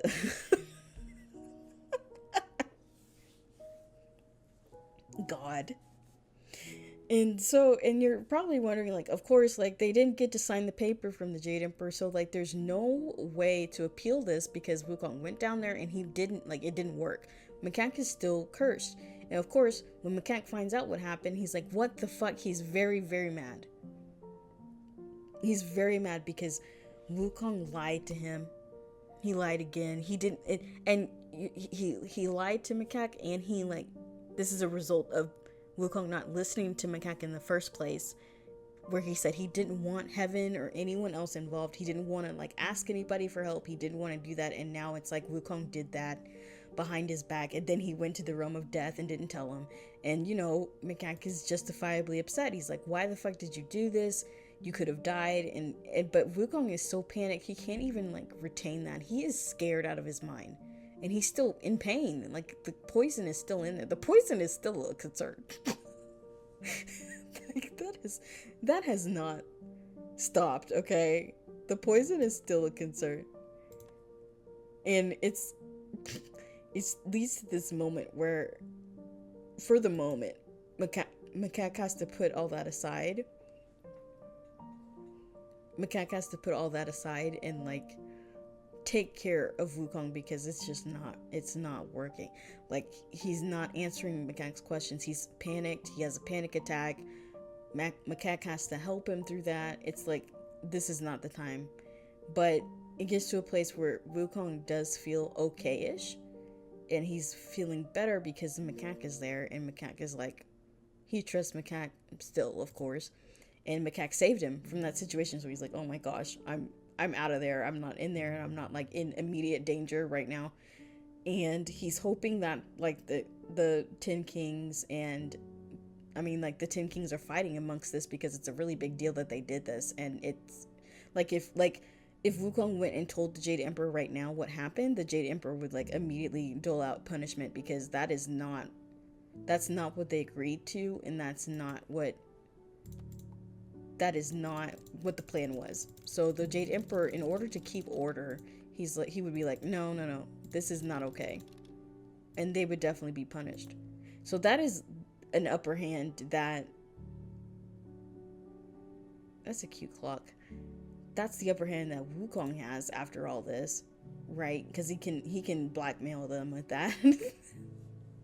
Like, they were not supposed to do this at all.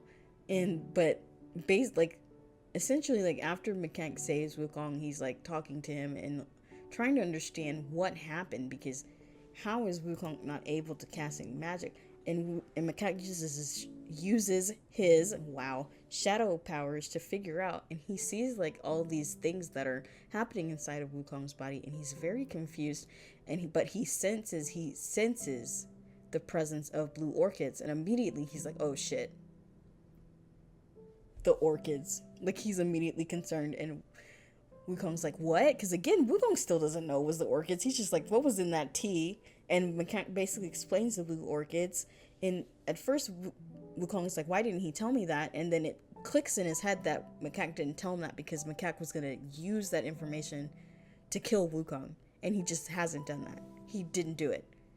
He didn't use his favor to get, because I think I said in the epilogue or something, Macaque's original idea for the favor was to get Wukong to go down to the realm of death and retrieve one of these orchids, because he doesn't know they exist and he doesn't know what they do, and just picking it up and having it in close proximity to himself, that would drain Wukong's immortality and invincibility to the point where Macaque could kill him. And that was the plan. That's what he was going to do originally, but he changed his mind because he was catching feelings, and they had that whole talk in the mirror. So he's like, I don't know if I want to do that anymore. And then, the epilogue happens. So that is why he didn't do it. But yeah, they have a whole talk. Wukong has to tell him what happened, and Macaque is examining this, trying to figure out how do we fix this, and he realizes it's corruption and that it's going to be very difficult to fix. Macaque is still cursed also, they did not get rid of the curse. So Macaque is super honest with Wukong. He's like, I can fix this, but it will take maybe a year or two. At least a year to fix it. And Wukong is like, oh my gosh. And Macaque spells it out. He's like, your magic is getting drained. It's getting corrupted. I have to fight the corruption. A lot of your powers are going to be gone. You can't use your magic at all. All this type of stuff. And Wukong is just so upset. He's so distraught. But Macaque can fix it. So he's like, okay. But he's also unsure if Macaque will do that because of the falling out. Macaque is still really pissed at him. So he's honestly, Macaque could just leave Wukong like that and just have him suffer and die. He could do that. He could do that. And the thing is that's low-key what Wukong expects to happen. He expects this to happen after he lied and didn't tell him about the trip to the realm of death and the dinner. He expects Macaque to just leave. Because, Wukong didn't listen to him and all this. And he's like, you have every right to leave. Or, because he's being honest and just being straight up. He's like, I tried to do this and it didn't work, and you have every right to just abandon me. And he's like, I wouldn't even blame you for it if you did. I'm not gonna get mad at you. Wukong is just like, this tracks. He's like, this tracks. Not that it tracks. It's like, this is an expected outcome of this situation, right? He does not expect. Oh, that would be cute if I could get it in there. I think I'd have to move everything down. Maybe we can put it over here. Sorry. Oh, does that work? It will if this stupid wall wasn't in the way. Okay. So, but obviously because of Moon Mist, it's to his honest surprise, this did not happen. Macaque stayed with him, and Wukong is so unsure. He's so surprised by this behavior. He's like, what the fuck? I thought you would leave, but Macaque's still there. And oh, now I don't like it. I guess I liked it better over there.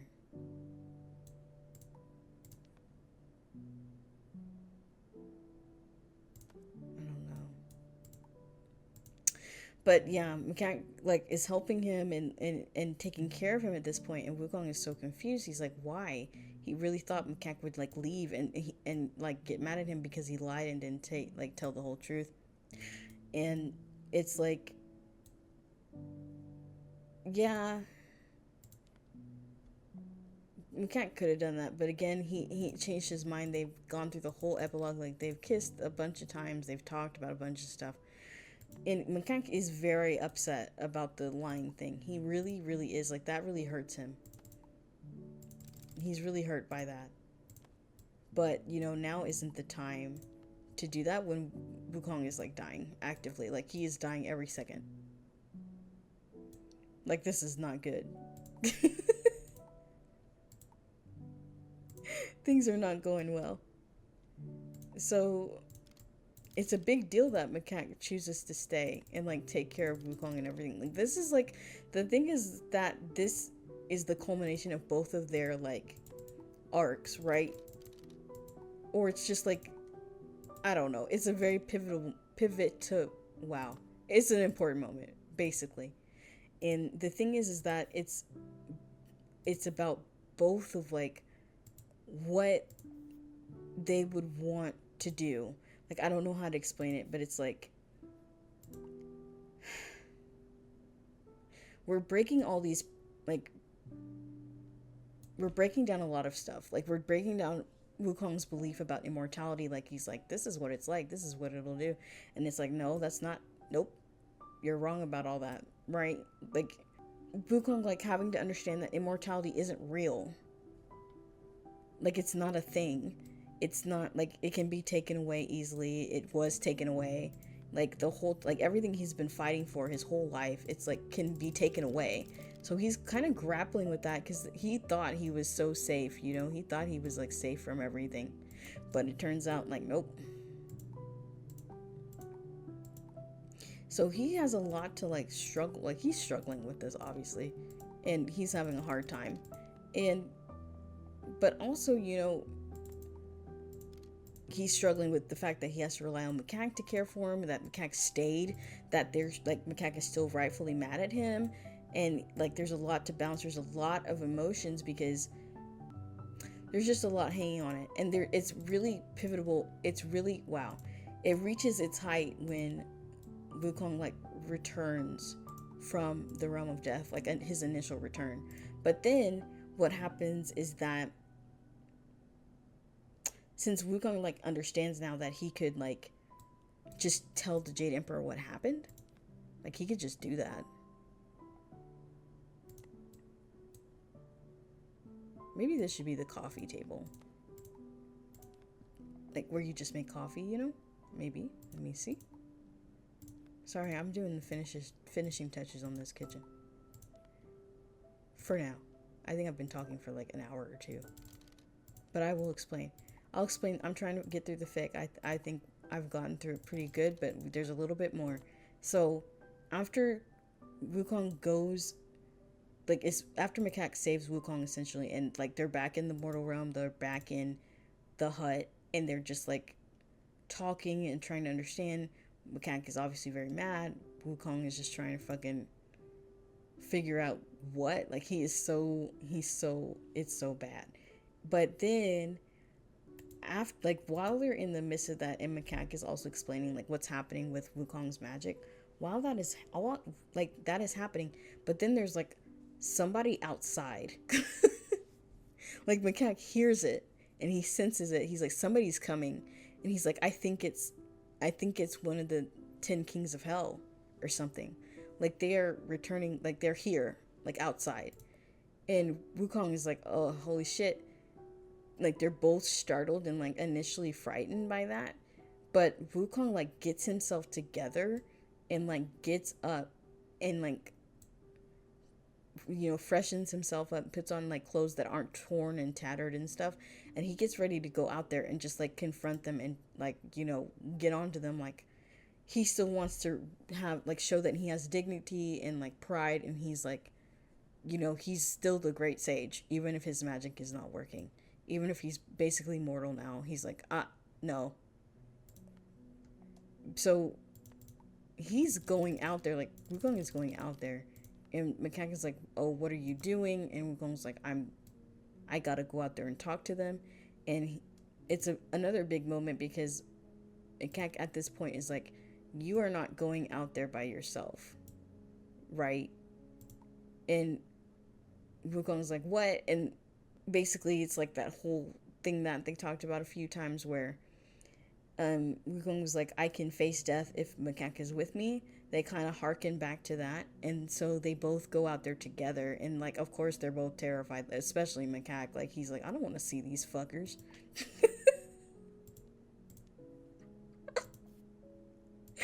He's like, I don't want to see these fucking people. Like, what the? Like, he's having a hard time, but he goes out there anyway, and they see that who is there is basically like two of the three. Well, let's see. Not, yeah, three of the 10 kings are outside the hut just waiting.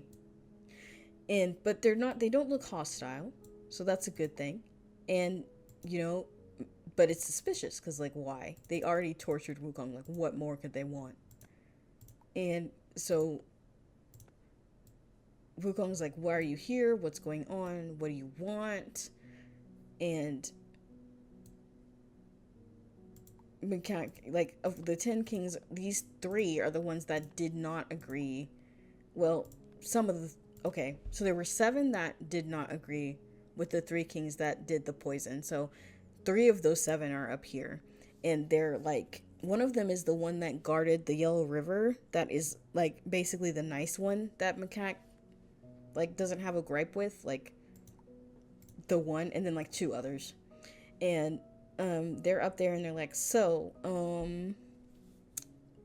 that was not all of us. That was not a group decision. That was 3 people that decided, and we didn't all agree to that. We didn't know that was happening. The majority of us didn't have a clue that was happening, and they're just like trying to explain themselves because they know that Wukong has all the power at this moment because he can like literally go tell the Jade Emperor what happened. Like, he can literally like just go tell him what's going on, and like hanging over these kings' head, like he could literally like destroy them at this point if he just found a way to get to heaven and like explained what happened. Like, it would not even, it would be like a second, and then they'd be like brought up to heaven. Like, what the fuck are you doing? Like, instant. So anyway, they're basically outside the door saying, like, being really apologetic, like, we're so sorry, we didn't, like, this is, like, obviously this is not, they're just making, you know how people do. Like, we didn't know, that wasn't all of us. And you can tell they're, like, Wukong's caught them on the back foot here, and he's like, well, there's obviously there's a way to, basically he's like, I will not tell the Jade Emperor if you get rid of Macaque's curse. And the 3 kings are like,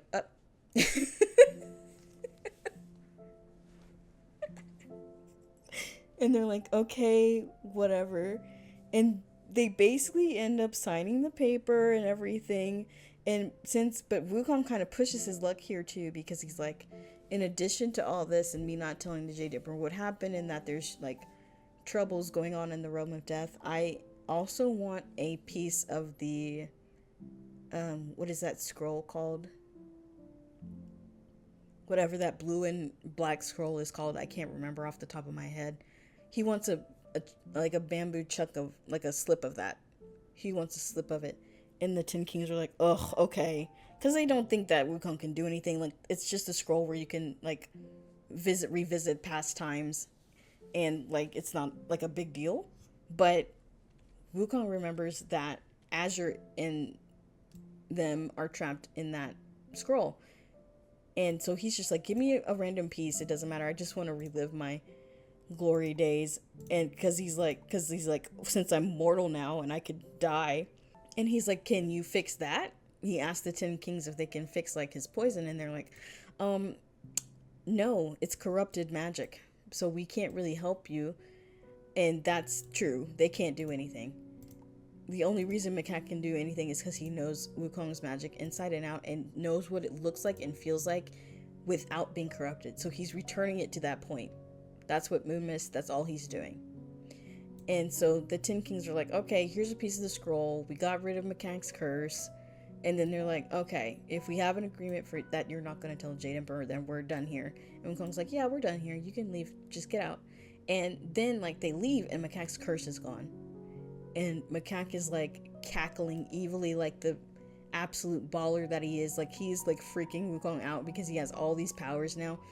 And basically what he does is, like, hide Flower Fruit Mountain, or he takes the shadow of Flower Fruit Mountain and presents that shadow to be like the real Flower Fruit Mountain when the other Flower Fruit Mountain is like not there. It's really hard to explain, but basically he's hiding the mountain from heaven and hell.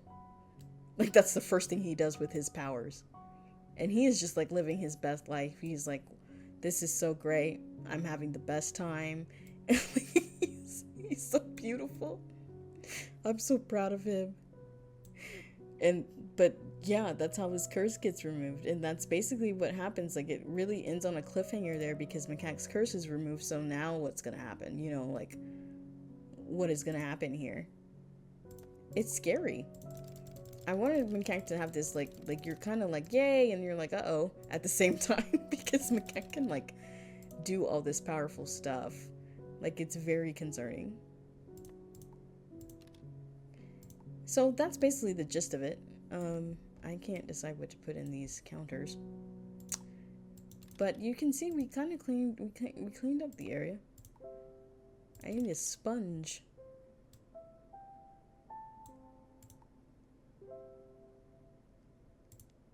We need a sponge. Okay, keep your secrets then. There's a salt shaker and there's a sandwich. I don't know where to put that sandwich at. I'm gonna put, oh, there's these buns. Let's put these buns somewhere. There's a cigarette tray because I kind of think Macaque would smoke. I think a lot of people think that.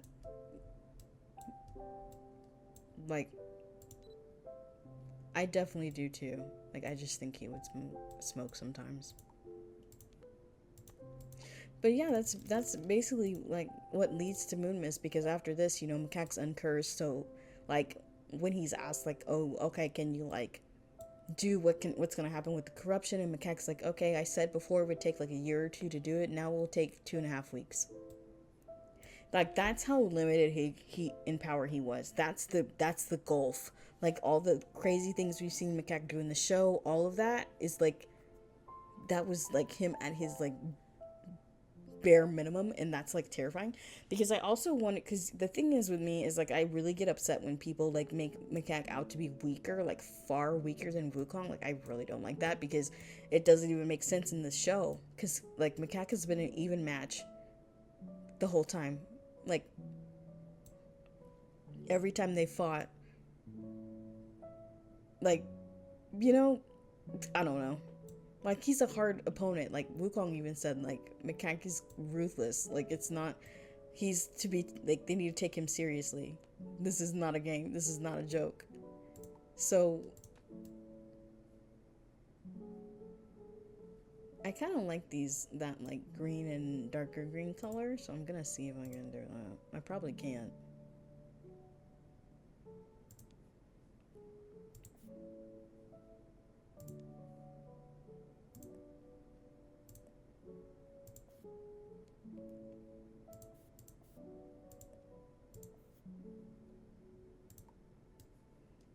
Yeah.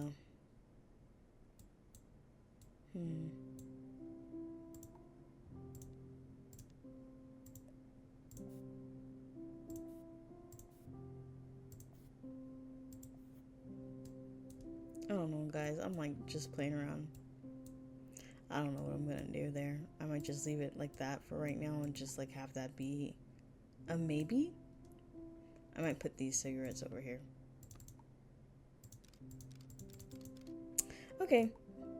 So I kind of talked about everything that I wanted to talk about, I think. Like, I'm pretty sure. I just wanted to explain like what happened between the Epilogue and Moon Mist, and I hope that gives everybody the context. Basically, Wukong drank some rancid tea, corrupted his magic. Now he's like suffering, and Macaque is his only hope. And that's why he's like super grateful to Macaque, and he's like, what do I do? Like, how do I like repay him and all this? And it's like, I don't know, it's like a huge deal. I'm just gonna put this sandwich on the table. Oh, we need a plate for the sandwich. But yeah, that's basically it. That and you know they're navigating because again, Macaque is still mad about being lied to, and so they just have to navigate that. They have to navigate a lot of feelings. They're now living together. Like what is like what's happening there is, and that's why it's so up in the air in Moon Mist. It's like not they're not sure. Well, Wukong's not sure. I think Macaque is a little bit more sure. Um, but yep, I don't know.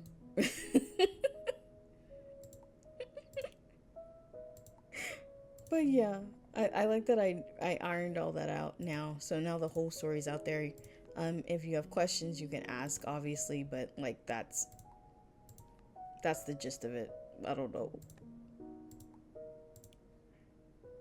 I'm trying to clean up all this stuff. But yep. I don't know when the next chapter of Moon Mist is gonna come out because I'm gonna be honest with you, I haven't really started writing it yet. I have like there are parts written, but I haven't like gone through and like ironed it out yet.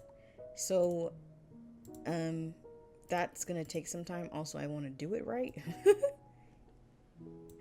So that's I don't know.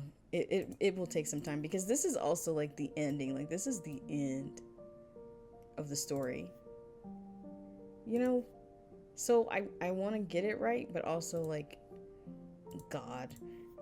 There's just a lot to consider. There's a lot going on, so and it's going to be pretty long, of course, and that's like the surprise of like nobody's surprised by that, but it might need to be split. Oh, I did the inverse. That wow. It might need to be split into two parts again. That's why it has 10 chapters because I'm like, okay, 8, 9, 10. Like it really might need to be split again. I'm not even joking. We'll see. We'll see what happens. But yeah, thank you for listening and watching. If you did watch me put this house together, I know I probably made a bunch of mistakes and I'm like not even playing the game right, but like, you know, whatever. I never claimed to be like super good at this game, okay? I'm just like here. I'm just here. So, oh, and basically what would happen here, hold on, last thing. Basically, because I want to show, because I can't even show it now. I might need to adjust this. I wanted the table to go somewhere around here, but I can't even fucking... there's not any room, like, help. What are we gonna do? Or was it gonna be this? Was I gonna use this as the table? I don't really think this is, like, a table, so I don't know. I'll save that for later. But basically, it was... I might need to search table. But yeah, they're supposed to like eat. That's a low table. They're supposed to eat around here, and then like that's their spot. I don't know. I don't want a low table though. I'll just use this big one. Oh, that's the same table. Guys, I'm so tired. Okay, wait. Is this better? I don't know. No. Oh, it was gonna be a circle also. So in Moon Mist also there was like this part. I can also just make it bigger. Like I can make it taller. No, I can't. Yes, I can. So in Moon Mist there was this part where it's like showing like Wukong mentioned seeing something on the table that was like an orb. And just picture this as that orb. It's basically Macaque uncorrupting Wukong's magic, and it would just show it here, like the process of it being uncorrupted. And like yeah. Man, I don't even know. That's too close. I don't know anything about it, guys. I'm like, we could move this over here or something. We're already pretty scrapped for space. We're kind of I kind of wanted to emulate one of those tables where it's like you're kind of still in the kitchen, you know, and you're eating. But anyway, that's like the gist of it. That's the placement of where things would go. So this is basically like, oh, we cleaned up so much, guys. Look at us. There's not enough stuff right here. I would put more stuff on these two. But I gotta go through and look at what I want. Like, there's a lot of stuff. I got a lot of stuff, and I have to put stuff up here. Like, I have to fill in these cupboards and stuff. But this is basically, like, the lowdown of it. Like, this is gonna have Wukong's plants and stuff, and yeah. Table, chairs. The end. We could have a little small table, but I don't want that. But yeah, this is the rundown of it. You know, I'm sure the rest you can use your imagination, but this is what I'm thinking. Obviously, I would iron out this too, but I think I've talked enough. I think it's been like over an hour, 2 hours or something. So, yeah, thank you for listening and tuning in. I hope this answered a bunch of questions or like gave context to what's happening or like, I don't know, offered some closure or something to you. It was beneficial in some way. And yeah, I'll see you in the next one, maybe. Probably.